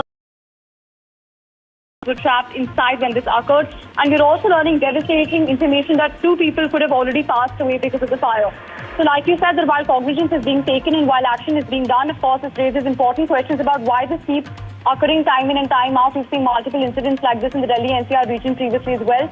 Remember, Divya, that this has come at a time where people are still reeling from what happened in Lucknow, what happened in the Malvi Nagar fire tragedy. So very important questions now being raised. Like you said, officials have rushed to the spot. The Uttar Pradesh Chief Minister has also taken cognizance. But what truly has happened will only be certain after. Fire के जो tenders हैं, मौके पर सबने पहुंच करके rescue operation शुरू किया और लगभग 100 प्लस जो फैमिलीज़ थी उनको लोगों को वहां से सक्सेसफुली रेस्क्यू किया और सुरक्षित पहुंचाया. इसमें कोई घायल नहीं है, लेकिन 2 लोगों की तबीयत बिगड़ गई थी जिनको एम्बुलेंस से उपचार के लिए हॉस्पिटल भेजा गया है. अभी उनके स्वास्थ्य का अपडेट की प्रतीक्षा की जा रही है और इस मामले में नेग्लिजेंस के आरोप में उस बिल्डिंग के जो लीज होल्डर हैं, संचालक हैं, उनके विरुद्ध समुचित धाराओं में अभियोग पंजीकृत किया गया है और उनको हिरासत में ले लिया गया है. इस प्रकरण में अन्य विधिक कार्यवाही की जा रही है. There was, of course, Shailendra Singh saying that there were 100 families that were there at that building in which this fire has erupted. Reet still back with us. Reet, of course, visuals playing out. Smoke that's billowing from the area. 100 families that have been, impacted by this fire, but there has been minimal damage, is what the police is saying. Right, Divya, like you very rightly said, of course, officials are saying that there's been minimal damage. Of course, we'll still have to assess the situation to see what really happens. Walking our views through the most important part, we're learning that this could have been sparked by an electric bike. Of course, Divya, information is still scarce on what really happened there. So we'll have to wait for an official word from the authorities on what the sequence of events was. But as you were rightly mentioned, that there were families that were trapped inside. So this, of course, raises huge questions when it comes to the safety of residents as well. And also because, Delhi was experiencing heat wave till a while back. So, of course, we're also trying to understand whether this could be triggered by that or were there any other instances that triggered this. Of course, like you said, that the fire department and officials are now carrying out rescue and relief operations in the area. There is an attempt that's being made to rehabilitate those that could have been stuck inside. And of course, investigation is also underway. Over to you. Right, Reet. Thank you so much for getting us details of what the police really has said on the matter right now. Reet, while we are playing out visuals of what really happened here, an electric bike can cause the kind of damage that we are seeing on our screens at the moment. That smoke that's billowing. So many families that were inside the building at the time. 2 lives have already been lost in this incident. Talk us through, the situation. Of course, like you mentioned, it brings to mind what happened in Malvi Nagar, in which so many lives are lost. 8 members of one particular family that was wiped clean in that incident. Right, Divya, like I was mentioning earlier as well, that this raises very crucial questions about the safety of residents staying in a particular area. It also remains to be seen whether all the norms when it comes to fire safety were were they in fact followed or not? That's also a big question that such cases occur. And also a question as to why the authorities always wake up once an incident has occurred, because there needs to be preemptive action that needs to be taken. Of course, and it's not just the officials, it's also the civil society that needs to wake up. If there's any lapse from their end as well, then that also must be taken into cognizance, for which, of course, there needs to be perhaps training sessions or, something that educates them also to understand what good and bad practices are. But like I said, of course, officials will be questioned on this, and rightfully so, to understand what really went down here. They're already present on the spot. They're trying to assess the situation. The Uttar Pradesh Chief Minister Yogi Adityanath has also ordered a probe into the matter. He's also condemned the loss of life. He's talked about it. He's condoled the lives. So it remains to be seen what truly the action is in this regard and what truly happens in other cases also moving forward. Over to you. Right, visuals playing out of that devastating fire that erupted in Noida's Sector 66, and this is because of an electric bike. There was a sparking in that electric bike. Reet, was that electric bike being charged at the time? What really happened here? The information, like I said, is scarce at the moment, but like you rightly mentioned, that this could have been triggered by an electric bike. This is what we're learning so far. And, we're also understanding that families could have been stuck inside. So it remains to be seen where truly the bike was positioned that triggered such a massive fire. Of course, visuals right there on our screens at the moment also showing the extent of the fire that is taken. Authorities are now trying to ascertain what happened, whether it was the vehicle that triggered the fire alone or were there other factors that were involved in this or not. Now, like I was mentioning earlier as well, that this has occurred in Mamura Gaon of Noida. This happens to be the Delhi NCR region. And not very far away from here was also where the Malviya Nagar fire tragedy occurred. So, of course, big questions being raised, what happens and how these fatalities are also built is going to be something that's going to be talked about in the next couple of days. Back to you. Right, Reet, also brings to mind what kind of lessons have been learned, because we are seeing back-to-back incidents when it comes to these tragedies that have erupted, and because mainly because of the fire escapes, the fire exits, and also because of no escape route. Many of them, in fact, there was a fire recently that led to many deaths because many of them went and hid inside the bathroom. They died because of the smoke that they inhaled and not because of the burns that they could have sustained in the tragedy. So there many lessons that can be learned here, and of course what are we seeing Reet, playing out on our screen is this tragedy that has erupted here in Noida in Sector 66, not very far from the NDTV office. Take us through the details of the two people, if you have any information of the two people who might have lost their lives in this tragedy. Well, Divya, like you said, that the number of people that could have lost their lives is true, but of course, one can only hope that the number does not go up from now. Of course, it's a devastating news that we're tracking at this hour. We do not have entire information on the matter yet, but like you said, that there are multiple lessons to be learned from such tragedies. Of course, when the Malviya Nagar fire tragedy also occurred, it served as a grave reminder of what truly happens when fire tragedies occur, how lives are lost, how families are absolutely scattered. We've seen devastating visuals from there as well of family members trying outside the hospital, trying to see what is left of their loved ones. So, of course, important questions being raised there. The fire NOC is something that's been talked about a lot, whether that was followed or not. And we also saw the crackdown when it came to the illegal places that did not have a fire NOC right after the Malviya Nagar tragedy. So perhaps that is a lesson that could be learned, that authorities also take preemptive action when it comes to issuing certificates, and especially because there is a vehicle also involved in this case. So the Transport Department also interferes, and they also conduct some sort of an investigation in this case or not. In fact, the Joint Commissioner of Police of the Gautam Budh Nagar, Rajiv Narayan, has said that this vehicle was being charged. This electric vehicle, this electric bike, was on the charging point when this incident occurred. There was a sparking perhaps, and that led to other vehicles in the area that also caught fire. This was a blaze that subsequently spread on to nearby petrol-powered vehicles, and that is why the kind of damage we're seeing. This is a residential building where there were more than 100 families that have been impacted because of the fire that started because of this electric bike that was in the building, in the vicinity, that was being charged, and that is what has caused this massive fire in which 2 lives have been lost, 100 families that have been impacted. The damage could have been a lot more, Reet, like we were mentioning, and so many lessons that can be learned, particularly when it comes to electric vehicles. Absolutely, Divya. I'm well aware that the Delhi government has also now just rolled out the EV policy. So this is going to be extremely important, perhaps a landmark case when it comes to charging practices, Because there needs to be an SOP established. There needs to be some sort of civil understanding that also has to in some ways, surface. It cannot be the authorities alone that, guide the citizens. The citizens themselves have to, make themselves aware as well. With that being said, of course, important questions that were raised after the Malvi Nagar tragedy as well. Because you've mentioned the electric vehicle in question, there will be a lot of apprehensions raised with that regard also. So it remains to be seen what the government says in that regard, because electric vehicles is something that our society is kind of, shifting towards, especially in times where there is a lot of pollution. So whether that is safe or not, or whether, charging practices, healthy charging practices is something that the government would really have to talk about, especially after this case. Because like you mentioned, that there was some sort of a ripple effect in this case, where there was one vehicle that caught fire and subsequently there were others also that caught fire. So of course, right, interesting, Reed, is that the parking was not inside a basement. In fact, it was on the ground floor. So perhaps it was in an open area, and yet the smoke from the parking area traveled upwards and affected the occupants. Do remember there were about 100 families living in this residential complex in Sector 66 of Noida. The visuals that are playing out on your screen. When it comes to such areas, such societies, such buildings, Reed, the concerns are even higher, given the fact that, if it's a 2-story, 3-story building, there are neighbors who can come out and help try to put out the fire. But here, because of the high rise, it's very difficult to kind of, damage, control the damage that is, just in front of your eyes, are just literally spreading. Given the fact that this was an open area, the parking was not inside a basement or in a covered area. Divya, what you've mentioned is actually extremely important, because you mentioned that it was the ground floor, not even the basement that caught fire. So of course, an important question being raised there, because if this is happening in the open, then you can just imagine the extent of the fire that must have broken out. And also something that you've very importantly mentioned is the residents that were living inside. Like you said, at least 100 families were living inside of this village. So of course, that raises very, very crucial questions when it comes to safety of civilians also that are staying in such areas.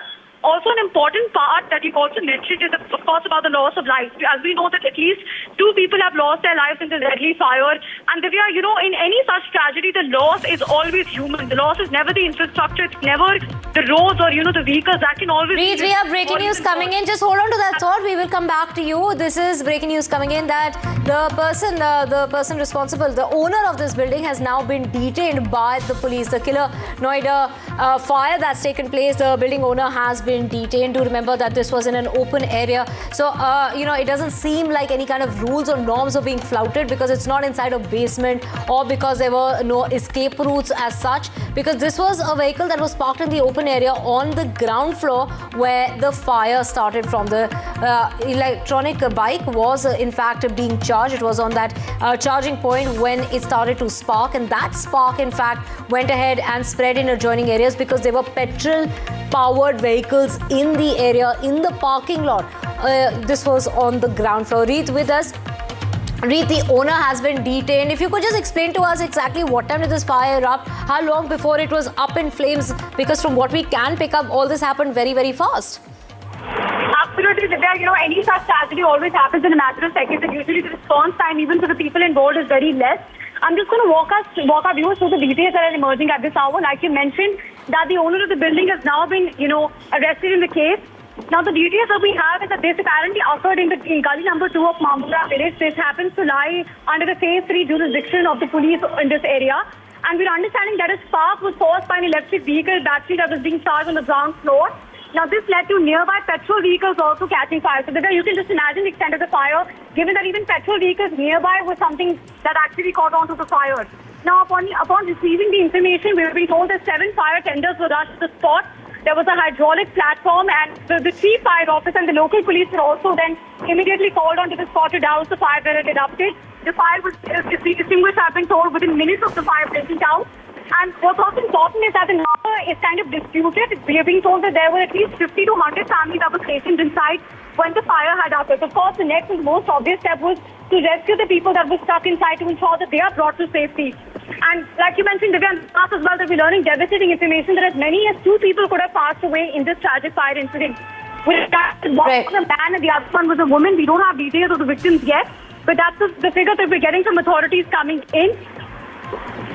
Right, Reed, visuals playing out on our screen of that bike that was perhaps being charged at the time, which resulted in this fire that, quickly spread to other areas, including petrol-powered vehicles that were in the parking lot which was on the ground floor, not inside a basement.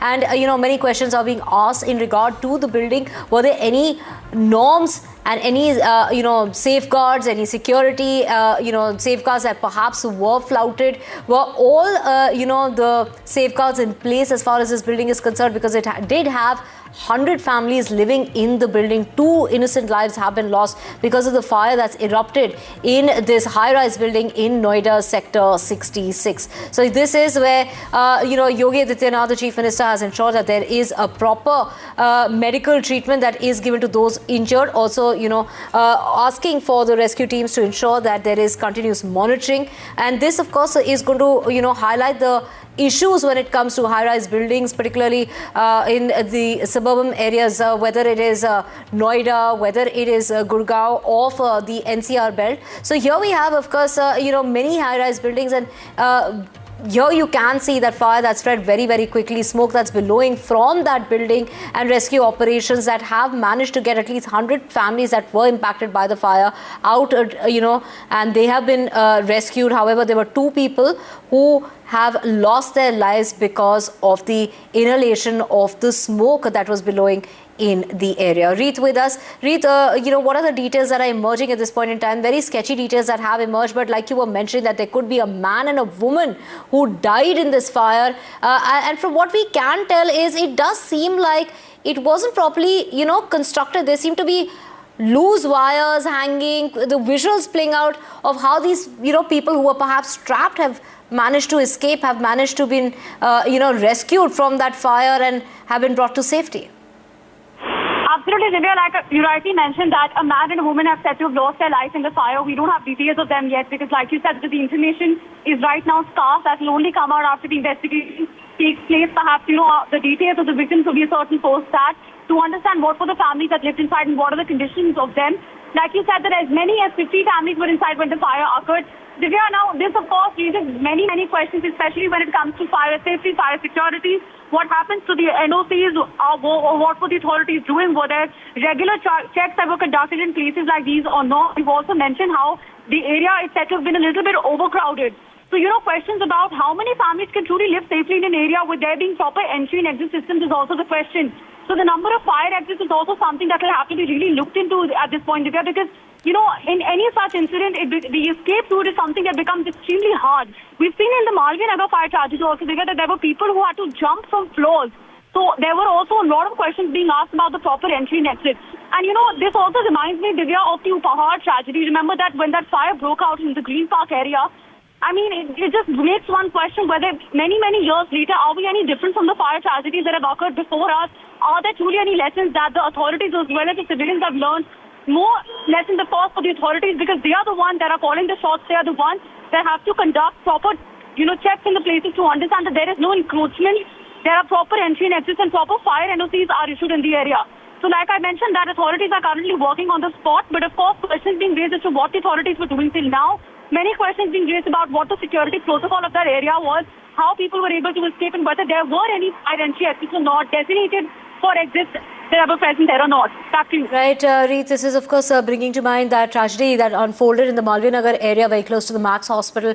Do remember there were 8 members of a family of one particular man who was admitted in the Max Hospital, and that entire family was wiped clean. But this is also bringing to mind what happened in Indore in March of this year, when again an electric vehicle that was being charged led to a fire of that engulfed this 3-story building and led to the death of 8 people. Reet, of course, when we're talking about this is really concerning when it comes to the charging of electric vehicles, and that could actually be a cause of concern now going forward.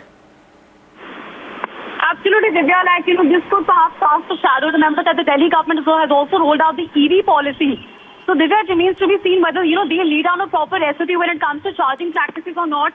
Because that's, of course, the next and the most obvious question that is to be asked. Because if you're going to see more such vehicles being charged, then we need to have a proper SOP in place. Citizens need to be educated. Remember that there is an attempt to try and bring 2 or 3 wheelers also onto this model. So, of course, there has to be a proper decentralization that has to take place, because if that does not occur, then we could perhaps be seeing such unfortunate incidents occurring. And that, of course, should be avoidable at any cost, because Because the biggest loss in any such tragedy is always human. It's always the people that are lost, the lives that are shattered, and the families that, break apart.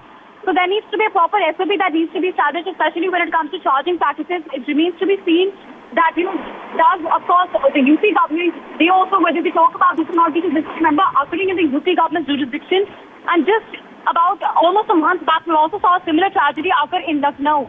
So, of course, many questions being raised. We've seen repeated incidents, especially in the Delhi NCR region. So this raises very important questions, Divya, especially with regards to SOP and protocol and whether that gets followed in reality on ground or not. On paper, of course, we do have a lot of provisions, but whether that translates to the ground authorities or not is of course a big question. Right, a new challenge linked to the growing adoption when it comes to electric vehicles as far as authorities, as far as the governance in these states are concerned, because we saw this tragedy unfold earlier in Madhya Pradesh's Indore, and now we're seeing a similar tragedy take place here in the NCR region with Yogi Adityanath taking cognizance and asking for a thorough probe into the matter, ensuring that those who have been injured get proper treatment, proper medical treatment, and also that the whole situation is now under the cognizance and also being monitored regularly. But Reet, when we talk about the situation that's unfolding here, is that these are concerns, these are valid concerns when it comes to high-rise buildings. Are there enough checks in place? Are there enough safeguards in place? This is a building where the parking was not even in the basement. What about had this been a building where there was a parking inside the basement? Maybe there would have been more and more devastation that could have been caused because of the fire that erupted due to that charging point. But then perhaps maybe it wouldn't have happened because charging is not allowed inside basements. Thank you so much for joining us with the very latest, Reet, with us, getting us, what is really transpiring at the moment. Reet, take us through the details of, those who have been injured. Do we have any health updates at the moment?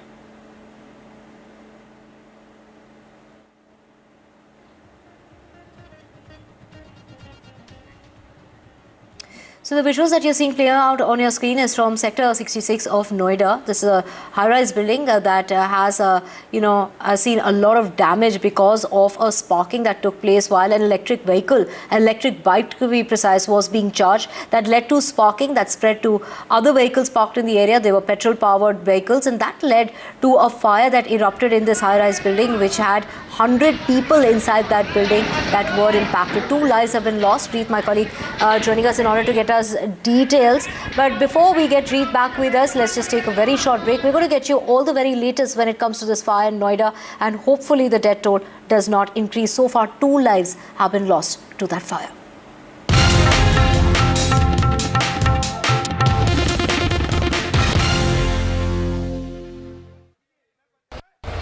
Summer में बाल्टी तो चाहिए for your पसीना बाल्टी, और monsoon में बाल्टी तो चाहिए फॉर छत का पसीना।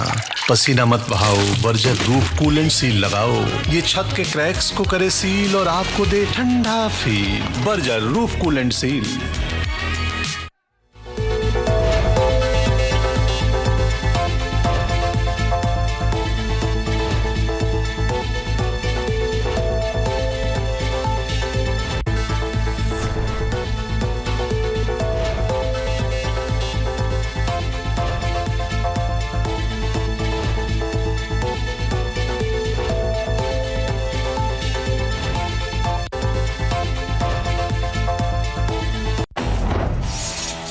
जब एक इंडियन के हाथ में पावर आता है, वो क्रिकेट में वर्ल्ड नंबर 1 बन जाता है। सोचो, जब हर इंडियन के हाथ में पावर आएगा, इंडिया और कहां-कहां वर्ल्ड नंबर 1 बन जाएगा। इसलिए योनो देता है हर इंडियन के हाथ में power. The all new YONO, power to every Indian. Rinku, हाँ जी, ये देख, आगे तो चले। सत श्री अकाल बीजी। सत श्री अकाल पुत्र। अब साफ दिखाई दे रहा है बीजी। बहुत साफ दिखाई दे रहा है। बीजी इतने टाइम बाद नए चश्मे बनवा ही लिए। किसी अपने ने पैसे भेजे और हर महीने पैसे भेजेंगे। वाह, बोना ते टू टू होगी थोड़े 1 तरीक तो बाद।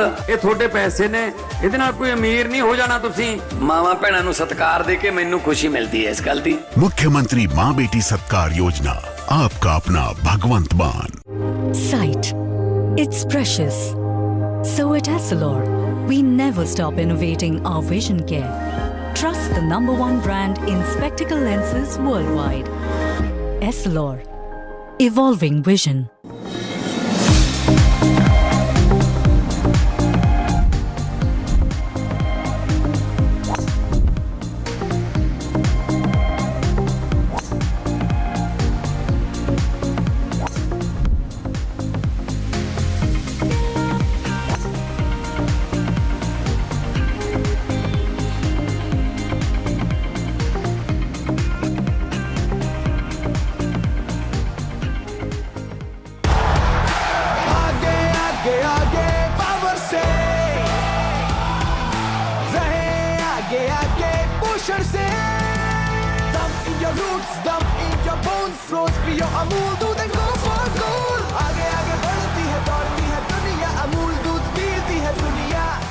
AU करंट अकाउंट के साथ मिलता है free UPI QR overdraft facility और एक ही ऐप से बैंक के सारे काम। AU सोच बदलो और बैंक भी।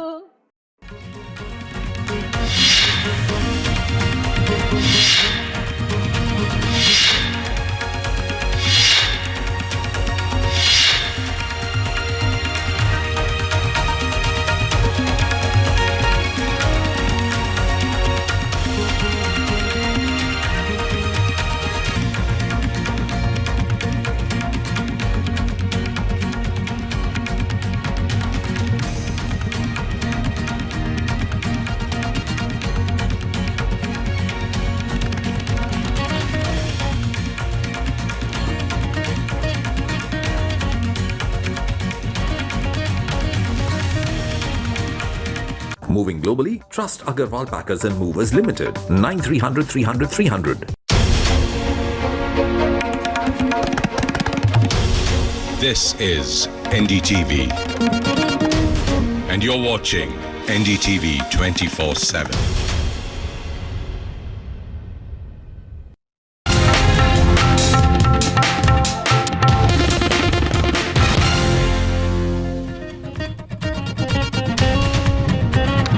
Hello and a very good afternoon, viewers. I'm Aditya Raj Kaul and you're watching NDTV. There's very concerning development that's coming in from Noida, Sector 66. A major fire has been reported. 2 people have been killed. There are many others who are trapped. Rescue and search operations continue. But first, let's get you the top headlines at this hour. Fire engulfs building in Noida, Delhi NCR. 2 killed, around 50 people trapped. Fire after spark in electric bike. Building owner detained. Deadly fire exposes safety concerns.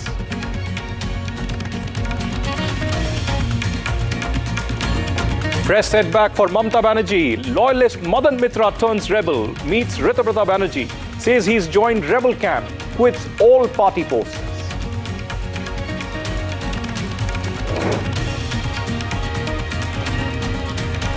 Tamil Nadu Chief Minister Vijay's Jananayagan to finally hit screen. Sources say Jananayagan will release on July 23rd.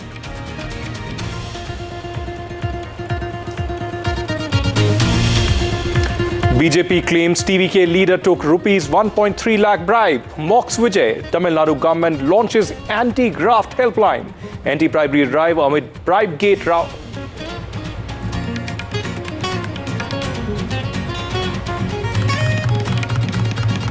Showdown over constitution bill ahead of monsoon session of the parliament. Congress claims the government will try to bring delimitation bill back. Sule denies support to the centre. BJP hits out at the India bloc.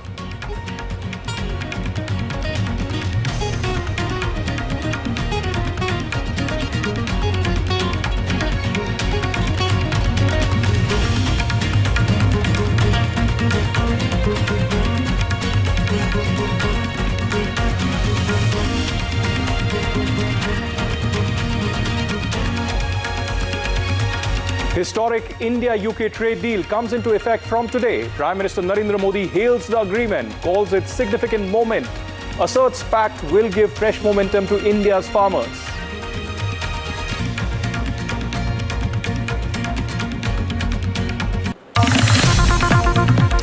And breaking development on the top of this bulletin on the killer Noida fire. The building owner has been detained now. Remember, viewers, 2 people have been killed, 50 still trapped in the building. This is the Mamura village of Sector 66 in Noida, where a major fire has been reported. Visuals on your screen. A very, very concerning development at a time just weeks after similar killer fire hit Delhi's Malviya Nagar area. Now a similar situation being reported from Noida in Sector 66. The latest that we are picking up here on NDTV is that the building owner has been arrested. This even as major security lapse perhaps. Also, this is a congested area.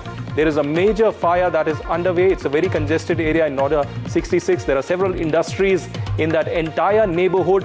Were the safety norms really violated? What were the SOPs in place? Was there some kind of a negligence also on part of the administration, on part of the owners of this building? This would be part of the investigation. Chief Minister Yogi Adityanath is taking stock of the situation because Noida lies in Gautam Budh Nagar, which is the part of Uttar Pradesh in the outskirts of the national capital in New Delhi. These are multiple visuals that we are putting across for you viewers from Noida killer fire location. This is Mamura village of Sector 66. You can see from multiple adjacent buildings, rescue operations are underway. These are residential buildings that we are talking about. But in the neighborhood, there are several industries and several offices also in this entire congested location. You can get a glimpse of the fire location. There are several vehicles that are completely charred, but there's also building where several individuals, several civilians are still trapped. The Noida Authority, the police, the fire brigade, and several other services have been pressed into action, where we are currently witnessing a major operation that is underway for search and rescue. The top priority for the government and the administration is to rescue each and every person alive. There are reports of 2 casualties as of now, but more than 50 people still trapped in this major, massive killer fire at this particular moment. We will get our reporters from down on ground getting some very important exclusive reportage on this front. And yes, NDTV will be at the forefront of investigating each and every possible angle as to why this fire took place, but also what were the causes, what was the reasons, and whether there was some kind of a major negligence that was reported here. From different parts of the country, but primarily from Delhi and the NCR, there have been several such incidents of fire being reported. Now, 4 important key visuals on your screens. You can see the rescue operation underway. You can also see the major fire that engulfed this residential Noida building. And then you can see senior officers of the police and the fire brigade in rescue operation and a huge crowd that has accumulated in that entire area. The last visual is of the rescue operation, where from multiple buildings there are stairs and there are some kind of a bridge that has been set up temporarily by the locals, by some civilians who are trying to help the police and the fire brigade in this entire rescue operation. You can see ambulances and emergency vehicles at this moment currently involved with this entire operation. And this is the latest that we are picking up, a very, very concerning development coming in from Noida in Gautam Budh Nagar of Uttar Pradesh. And we will be getting across to our reporters who will be reporting from Noida Sector 66 on this entire important development. Currently, we have Reet Kaur Sahni from Noida, who will be joining us in a bit from now. And as of now, we are staying with these 4 important critical visuals that are coming in. Importantly, viewers, this is a location in Noida, in the outskirts of India's national capital, Delhi, where a major fire has been reported. And of course, at this particular time, the question really is that who is responsible for this? Will there be a transparency? Will there be a speedy investigation? And who is answerable? Let's go across for a ground report on this entire location. 2 people died after fire that reportedly started while an electric vehicle was being charged, swept through a residential building in Noida's Mamura village on Wednesday. And let's cut across to this exclusive ground report. Noida के sector 66 में ममूरा गांव में एक मकान में भीषण आग लग गई और जिस मकान में आग लगी उसके हम आपको तस्वीर दिखा देते हैं। ये ग्राउंड प्लस 5 फ्लोर का ये मकान है और यहीं पर जो जानकारी मिली तकरीबन सुबह 11:30 बजे के आसपास जो आग है वो लगती है और जिसके बाद जो दमकल विभाग की गाड़ियां हैं वो यहाँ पर पहुंचती हैं। 7 गाड़ियां दमकल विभाग की बुलाई जाती हैं और 50 के करीब लोग इस मकान में फंसे होते हैं और जिन्हें रेस्क्यू करके जो नोएडा पुलिस है और जो दमकल विभाग की टीमें यहाँ पर पहुंचती हैं वो इन्हें निकालती हैं। और जिनमें से जो जानकारी मिली है और 2 लोगों की जो मौत है वो पुष्टि हो चुकी है। एक महिला और एक पुरुष की मौत की जो जानकारी है वो सामने निकल कर आई है। और जो जिस तरह से इस पूरे मकान में आग लगी और जिसमें 50 लोगों के फंसने की जो नौबत है वो भी स्थिति सामने देखने को मिली। पूरा जो सामान अंदर का जलकर वो भी राख में तब्दील हो गया। और तो कहीं ना कहीं जिस तरह से पूरी तरह लापरवाही हुई और जो जानकारी सामने निकल कर आई कि एक जो इलेक्ट्रिक स्कूटी थी वो चार्जिंग में लगी हुई थी और शॉर्ट सर्किट होने की वजह से उसमें आग लगती है। और पूरे मकान में ये आप ग्राउंड प्लस 5 मंजिला फ्लोर का जो मकान है ये देख पाएंगे और इसमें भीषण आग जो है वो लग जाती है। कई लोग जो है वो फंसे रहते हैं और राहत की बात ये रही कि तमाम लोगों को जो सुरक्षित बाहर निकाला गया। वहीं दूसरी तरफ 2 लोगों की मौत की जो पुष्टि है क्योंकि आग काफी ज्यादा थी और दम घुटने की वजह से 2 लोगों की मौत की जो जानकारी है वो भी सामने निकल कर आ रही है। तो इस पूरे मामले में जो नोएडा पुलिस है उसने लापरवाही के तहत जो FIR है वो भी दर्ज की है। और देखने वाली बात हुई कि जब जांच और आगे बढ़ती है तो क्या कुछ चीजें और भी सामने निकल कर आती है। Divyankar Tiwari, NDTV India, Noida. All right, that's the latest that we are picking up. This was first ground report that we picked up from Sector 66 of Noida, where a major fire has been reported. As of now, 2 people have unfortunately died because of the suffocation where they were trapped in this entire location. But on NDTV, we are putting across as much information that we are getting from this important story and staying with this big story right now because the fire is currently underway.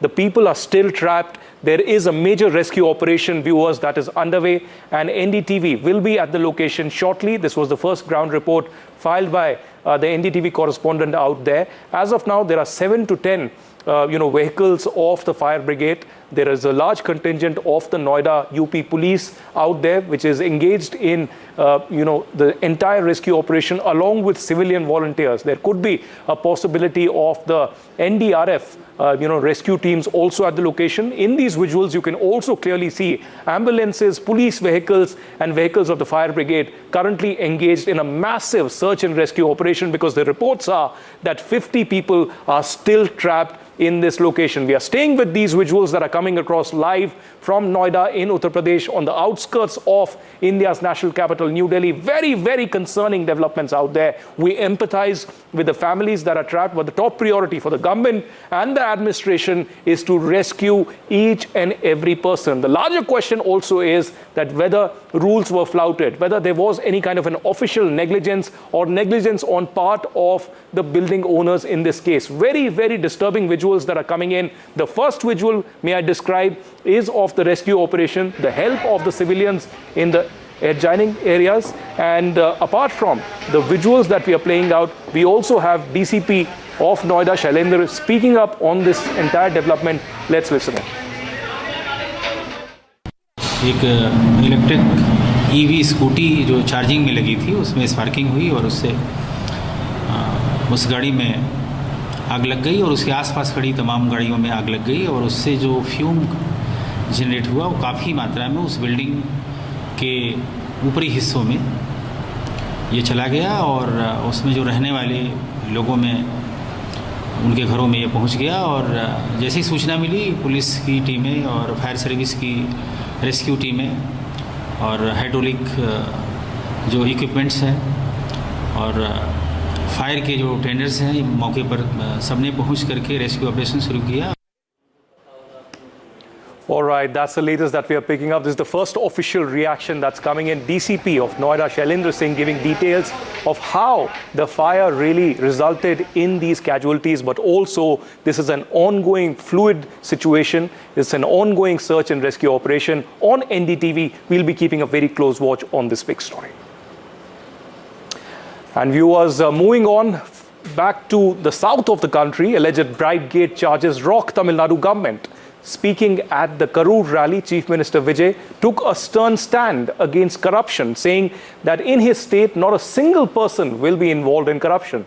Hitting out at Vijay's promises, the BJP now has shared a video of a TVK leader, Veera, allegedly accepting a bribe of rupees 1.30 lakhs. BJP further accused Vijay of wearing a mask of power. This after Vijay's released a WhatsApp helpline to report bribe demands by government officers in the state. Let's listen. When an allegation props up, it is very important that the party in power comes and clarifies on the issue. Now, this is not the first time an allegation is being made against the 3-month-old TVK government. We've already seen what has happened in the case of the land in Padani, the temple land which has been clearly demarcated and settled the name of the temple. An attempt to register that land for a value of 2 crores has been made by the TVK government, and after a severe backlash, it has been backtracked. Similarly, in this particular scenario where a video has now been released and it has been going viral. It is alleged that a person from a union called Mambakam, which is in the outskirts of Chennai, a functionary of the TVK is alleged to be taking a bribe of 1.3 lakhs to be giving out a local contract to a specific individual for one of the jobs to be done. எனக்கு வந்து check power இல்ல sir. இப்பயும் பணம் பரிவர்த்தனை என்கிட்ட இல்ல. எல்லாமே BDO zonal கண்ட்ரோல்ல இருக்கு சார். எல்லாமே இப்பயும் அவர் பணம் வாங்கணும்னா ஜோனல் கிட்டயும் பிடிஓ கிட்டே தான் போய் அவர் செஞ்ச வேலைக்கு ஒண்ணு பணத்தை அவர் வாங்கிக்கணும். அவரு என்ன பண்றாரு, என்கிட்ட வராரு. ஜேசிபியும் ஏற்கனவே வந்து ஒரு டெத் சம்பந்தமா ஒரு 25 நாளுக்கு முன்னாடி என்கிட்ட வந்து கேஷா ஒரு 1.5 லட்சம் வாங்கிட்டு போறாரு சார்.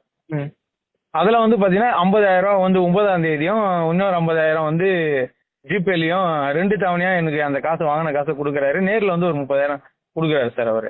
இதை என்ன சொல்றாரு, நான் ஒப்பந்தத்தை அவர் செஞ்ச வேலைக்கு காசு வாங்கின மாதிரி டிஎம்கேல இதே ஒரு ஒன்றிய சேர்மனும் ஒன்றிய கவுன்சிலர் அருண் குமாரும். And the BJP's attack against Vijay continues, but let's listen in to what Chief Minister Vijay had to say on these charges of bribery and corruption. உங்ககிட்ட யாராவது லஞ்சம் ஏதாவது கேட்டாங்கன்னா கொடுக்க முடியாது சொல்லுங்க.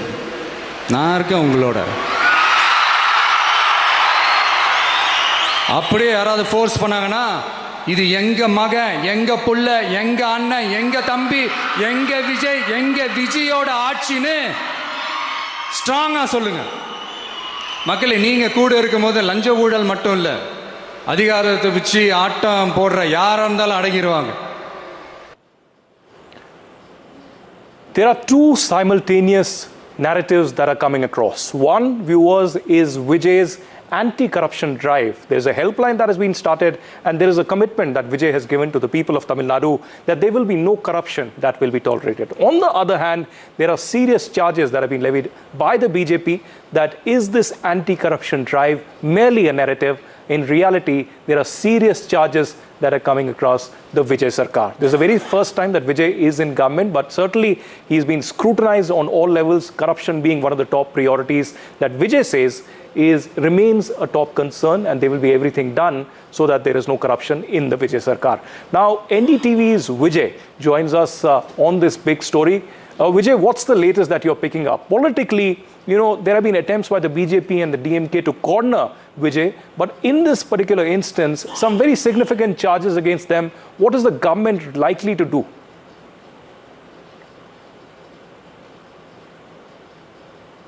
Aditya, that's right. Politically, BJP and DMK and even ADMK parties have been criticizing TVK over various issues, especially as Vijay had given voice against corruption and bribery. Very recently, when he visited Karur district also, he said if anyone asked any sort of bribe, he asked people to name this government is run by TVK Chief Vijay, and here Chief Minister is C. Joseph Vijay, not to give any bribes for any government works. So on the other hand, today there was a viral video from last evening. There has been a viral video from Chengalpattu district where it was seen TVK functionary and also a local panchayat president from Chengalpattu district was seen allegedly taking bribe from one of the contractor. The video purportedly shows the conversation between the contractor and TVK functionary where there was a mention of some sort of amount, but it is not clear whether he was demanding bribes to do some work. But however, the contractor himself claimed he gave bribe of around 1,30,000 to do some sort of works, some sort of road works in the Chengalpattu district. But however, NDTV spoke to the Panchayat president himself, Veerasamy, his name is Veerasamy, where he had denied the allegation. He accused the contractor himself belongs to DMK. He is a huge supporter of DMK. He wants to defame the Chief Minister. He wants to bring bad name to Chief Minister C. Joseph Vijay and TVK government. That's why they are setting false narrative. His stand is like he had borrowed money from the contractor, borrowed money from the panchayat president. So in return only he had paid the amount 30,000, 40,000 through GPay and PhonePe. There was no sort of any sort of bribery and all. But however, opposition parties, especially BJP, raised concern and flagged this bribery charge. They are demanding action against the panchayat president.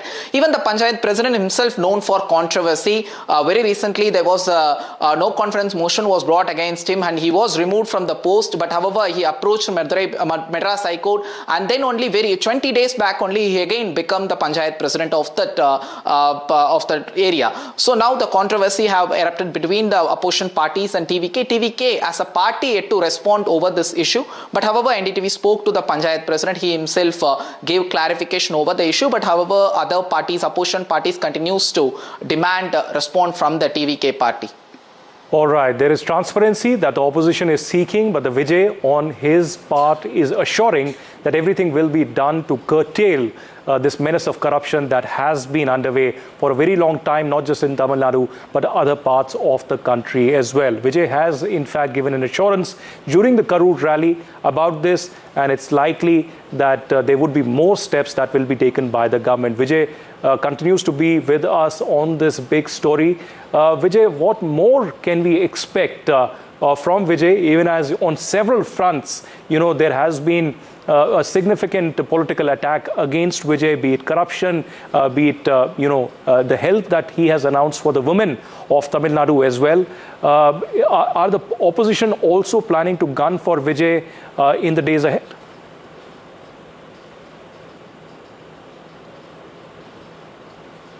Aditya, like you mentioned, this is the first time TVK become the ruling party in the state. All the MLAs and senior ministers or maximum or newcomers, and Chief Minister C. Joseph Vijay himself, the very first time he become Chief Minister for Tamil Nadu. So many challenges, and the roads won't be easy for TVK government as far as government is concerned, because on the other hand, we have two Dravidian parties, ADMK, DMK. They will accuse TVK government over various issues. And also, as TVK had given a word of clean governance, that won't be that is not going to be easy days for TVK government, because Vijay himself had given a voice against corruption and bribery charge. But we saw video, even though those are all allegations yet to be proved, we saw video of where the TVK functionary himself getting bribes from one of the contractor, and many allegations against the TVK government. How the government is going to manage this and how they are going to give the clean governance will be very interesting to see. On the other hand, today Chief Minister, there was a circular. Yesterday there was a circular issued by the Chief Secretary to all the government offices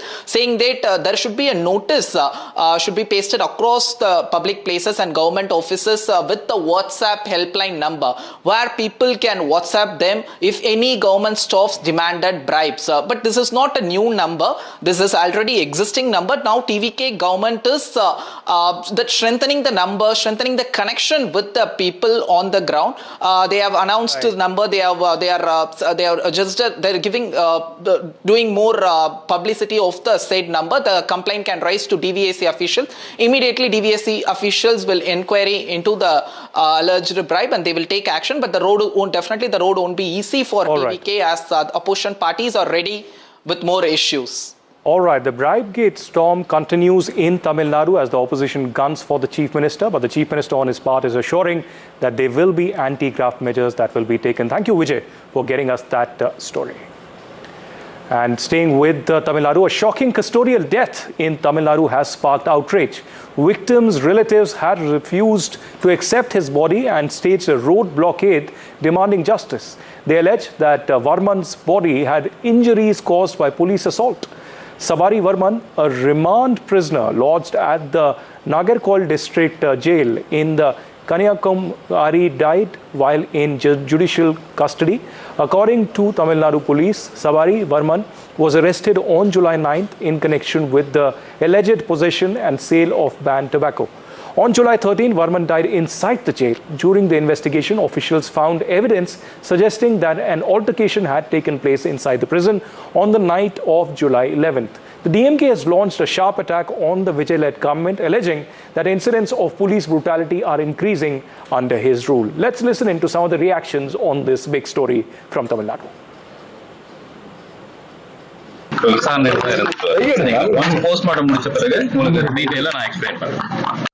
Dravida Munnetra Kazhagam ஆட்சியில் இருக்கும்போது எங்களுடைய முதலமைச்சர் பொறுப்பில் இருக்கிற போது சிவகங்கை மாவட்டத்தில் இருக்கக்கூடிய மடப்புரம் கோவில் காவலாளி திரு அஜித்குமார் தாக்கப்பட்டு மரணமடைந்தார் என்ற ஒரு செய்தி வந்தபோது அன்னைக்கு இந்த திரு விஜய் என்ன செஞ்சார்?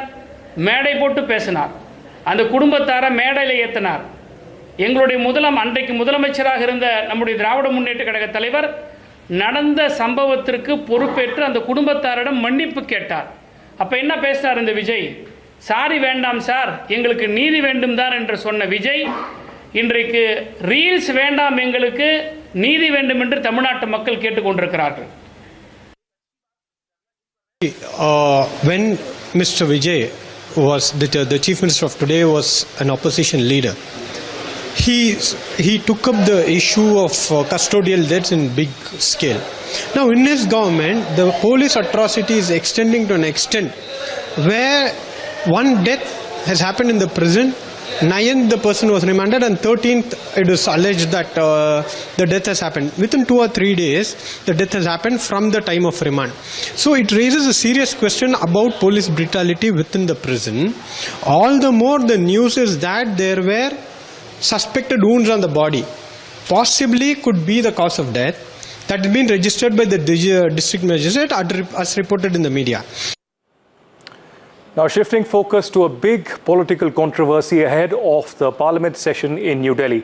A fresh political battle has erupted over the proposed Constitution Amendment Bill, with the BJP and the Congress trading charges over its intent and impact. Congress MP P. Chidambaram has said that the bill's real purpose is not women's reservation, but delimitation of the constituencies. Also, the NCP SP MP Supriya Sule has said that they will only hold discussion on the bill if government will give 50% increase in seats promised in writing. Sources say the government is preparing to bring key constitution amendment bill, but only after ensuring it has the numbers to pass them. The BJP has hit back, calling his claims politically motivated and misleading.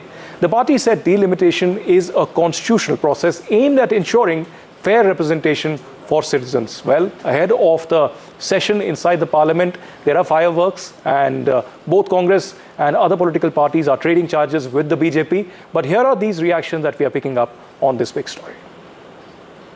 हमने मांग नहीं की कोई, India alliance ने कोई मांग नहीं की. हम सिर्फ कह रहे कि 33% रिजर्वेशन जो महिलाओं के लिए लाया है उसको इम्प्लीमेंट कीजिए. ये हमारी मांगे, लिमिटेड मांगे.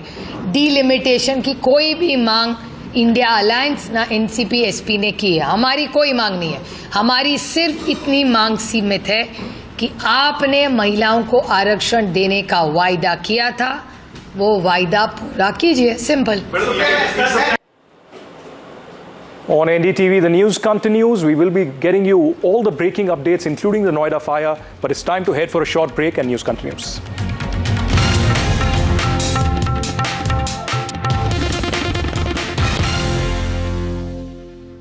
बेसिक शिक्षा को नए पंख देने वाला स्कूल चलो अभियान बना बच्चों के लिए वरदान. यशस्वी प्रधानमंत्री श्री नरेंद्र मोदी जी के दूरदर्शी विजन तथा माननीय मुख्यमंत्री योगी आदित्यनाथ जी के कुशल नेतृत्व में आधुनिक सुविधाओं ने स्कूलों का कायाकल्प करके हर बच्चे को निपुण बनाने का संकल्प लिया है. मिड डे मील से बचपन को पोषण मिल रहा है तथा समग्र शिक्षा अभियान से भविष्य रोशन हो रहा है. शारदा कार्यक्रम ड्रॉप आउट बच्चों को हर दिन स्कूल आने के लिए प्रेरित कर रहा है और बाल वाटिका नन्हे मुन्नों को खेल खेल में स्कूल आना सिखा रहा है. 1 जुलाई से 15 जुलाई तक प्रदेश सरकार का स्कूल चलो अभियान, ताकि हर बच्चा शिक्षा से हो अभिसिंचित. अगर आपके आसपास कोई ऐसा बच्चा हो जो किसी कारण विद्यालय नहीं जा पा रहा, तो स्कूल चलो अभियान का लाभ उठाएं. तत्काल उसे विद्यालय में प्रवेश दिलाएं. आगे आगे आगे पावर से आगे आगे पोषण से दम in your roots, dum in your bones, rose पियो अमूल दूध and go for gold. आगे आगे बढ़ती है दौड़ती है दुनिया, अमूल दूध पीती है दुनिया. SBI Funds Management Limited launches an initial public offer of equity shares of face value of 1 rupee each in the price band of 545 rupees to 574 rupees per equity share. Bid/offer opens on Tuesday, July 14th, 2026. Closes on Thursday, July 16th, 2026. For risk factors and other details, please refer to the red herring prospectus dated July 8th, 2026. Read with the addendum dated July 10th, 2026 to the red herring prospectus and the abridged prospectus available on the websites of the SEBI, the stock exchanges, the book running lead managers and the company. Rinku, हाँ जी, ये देख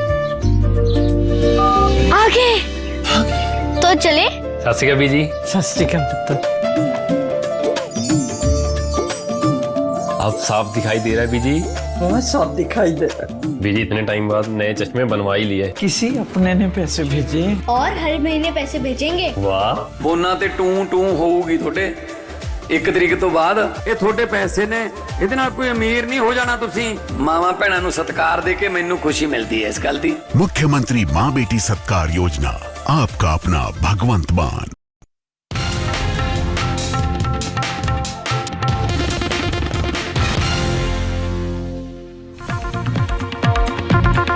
All right, breaking news coming in on top of this news bulletin. NDTV news break has been confirmed. Jananayagan set to release on July 23rd. The countdown begins to the epic release of Jananayagan out on July 23rd, viewers. It's a huge relief coming in for Vijay and the fans of Vijay all across Tamil Nadu. There are likely to be celebrations and, of course, people who are fond of Chief Minister Vijay as an actor, as somebody who aces in his craft. And, of course, there are thousands of his viewers, his supporters who might be actually in a celebratory mode because after weeks and months of the entire status quo, the legal battle and the challenges that Vijay and his producers have had with this entire battle for the release of Jananayagan, finally the countdown begins for the epic release of Jananayagan. NDTV had first reported that on July 23rd, Jananayagan will hit the screens, and that's what is happening. Is going to be a massive countdown until the big release. Vijay from NDTV joins us on this big story. Vijay, what an epic moment, if I can describe it like that, because it's not been easy over the last few weeks for this release, and the huge relief coming in for Vijay, his fans, his supporters, somebody who has aced his craft, and now his final venture, Jananayagan, is going to hit the screens. Aditya, that's right. More than an epic moment, it's an emotional moment for Vijay's fan across across the world, because Jananayagan is said to be Vijay's farewell movie, the last dance, we can call this as. Just before 2026 election, actually it was scheduled to release on Jan 9th, ahead of Pongal, and to set the political tone for TVK, Tamalaga Vetrikalagam party, also with many political dialogues and political references. However, the movie got struck with CBFC certification issue and many legal tussles between production house and the CBFC. Even production house approached the Madras High Court to get the certification from the CBFC, but however the court gave verdict in favor of CBFC, and then CBFC referred the movie to the revising committee, and then they cleared with A certificate. Now the movie is all set to get released on July 23rd. Officially, KVN Production have made that announcement. All right, Vijay getting us the latest on this big story. It's an emotional moment, it's an epic moment for Vijay, but also his thousands and thousands of fans in Tamil Nadu and across the country. We'll be keeping that story on top of the agenda and keeping a close watch on that. And meanwhile, staying with Tamil Nadu, the Chief Minister of Tamil Nadu, Vijay, is set to script political and cinematic history. His much-awaited film, Jananayagan, will finally release on July 23rd. The film has already cleared the censor hurdle with an A certificate after months of legal battles and delays. The release is significant because Jananayagan will make Vijay the first sitting Tamil Nadu Chief Minister to have a film released while in office. The film also marks Vijay's farewell to cinema, giving every scene and dialogue added political significance. Here is a special report on this entire development. சம்பவம் பண்றவன்னு கேள்விப்பட்டிருப்ப, அதுல record வைக்கிறவன்னு கேள்விப்பட்டிருக்கியா? Jananayak, the people's hero. Not just the title of Vijay's final film, but the slogan of a political journey. When the film was first announced, it was scheduled for a Pongal 2026 release, just weeks before Tamil Nadu voted. The timing was impossible to ignore. At his first political rally, Vijay declared he was walking away from cinema at the peak of his career to dedicate himself fully to public service. The teaser left little to interpretation. A police officer, a sword, a burning battlefield, a bleeding fist, and one line. A true leader rises not for power, but for the people. The messaging wasn't cinematic alone, it was unmistakably political. Industry sources even suggested the film ended with Vijay becoming chief minister, a fictional climax that now mirrors reality. The first poster portrayed Vijay as the torchbearer of democracy. Released on Republic Day, another poster recreated the famous Neyveli selfie from 2020, a moment that had already become part of Vijay's political mythology. The message, "The people made me." Then came perhaps the strongest political signal, Vijay holding a whip with the words "Nana Naittal," if I give the order. A direct callback to M.G. Ramachandran's iconic 1965 song, drawing deliberate parallels with Tamil Nadu's most successful actor-politician. Even the music became campaign messaging. As Vijay returned to the public stage after the Karur stampede, the second single Urupere Varalaru released online.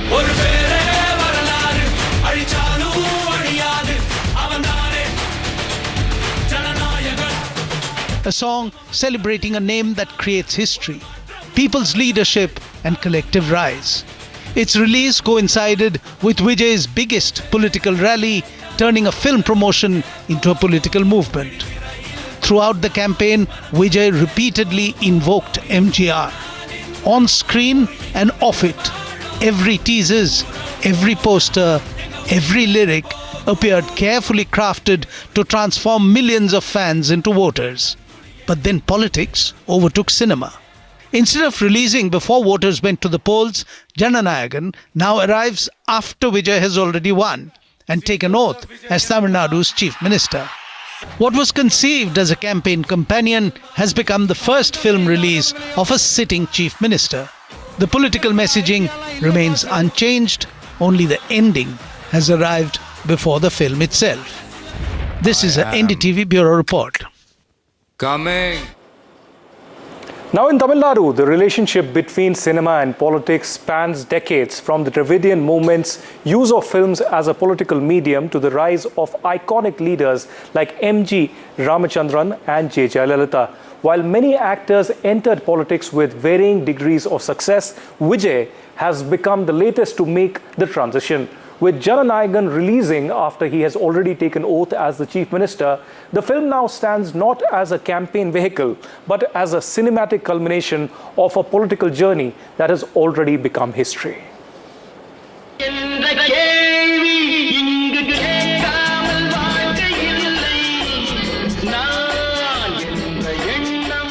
Tamil Nadu is perhaps the only Indian state where the journey from the silver screen to the secretariat has not just been possible, but has repeatedly changed the course of politics. Here, cinema has never been mere entertainment. It has been a political language, a campaign platform, and for some, a pathway to power. The roots of this relationship go back to the Dravidian movement. Leaders like C.N. Annadurai and M. Karunanidhi understood early that cinema would carry political ideas farther than any public meeting. Their scripts filled theatres with messages of rationalism, self-respect and social justice. Parasakti wasn't just a blockbuster, it transformed cinema into political communication. Then came M.G. Ramachandran. On screen, he fought injustice. Off screen, millions believed he would do the same in government. From matinee idol to chief minister, MGR proved that cinema, organization and political messaging could create an electoral phenomenon. J. Jayalalitha followed. Her screen image of confidence and authority evolved into one of Tamil Nadu's most formidable political careers. She remains the only actress to have successfully transformed cinematic stardom into long-term political dominance. Not every star found the same success. Sivaji Ganesan struggled politically. Vijayakant emerged as a significant force and even became leader of the opposition. Rajinikanth never entered the electoral arena despite years of speculation. Kamal Haasan built a political movement but couldn't convert popularity into power. The lesson seemed clear. Celebrity alone was no longer enough. Cinema, however, never left Tamil Nadu politics. Karunanidhi's screenwriting legacy endured. M.K. Stalin briefly acted in films. Udayanidhi Stalin moved from film production and acting into government. The bond between cinema and politics remained deeply embedded in the state's political culture. And then came Thalapathy Vijay. Unlike many before him, Vijay carefully merged his cinematic farewell with his political rise. His final film, Jananayagan, was originally scheduled to release just before the 2026 Assembly election. Its teaser spoke of leadership, its songs celebrated people's power. Vijay's rise has rewritten Tamil Nadu's long-running story of cinema and politics. He has become the latest actor to cross from the silver screen into Fort St. George. For nearly a century, Tamil Nadu has shown that films can create political icons. With Vijay now occupying the Chief Minister's chair, Jananayagan is no longer a campaign film. It is a cinematic epilogue to an election already won and perhaps the first chapter of a much bigger political story. Bureau Report, NDTV. And it was meant to be Vijay's farewell to cinema before entering full-time politics.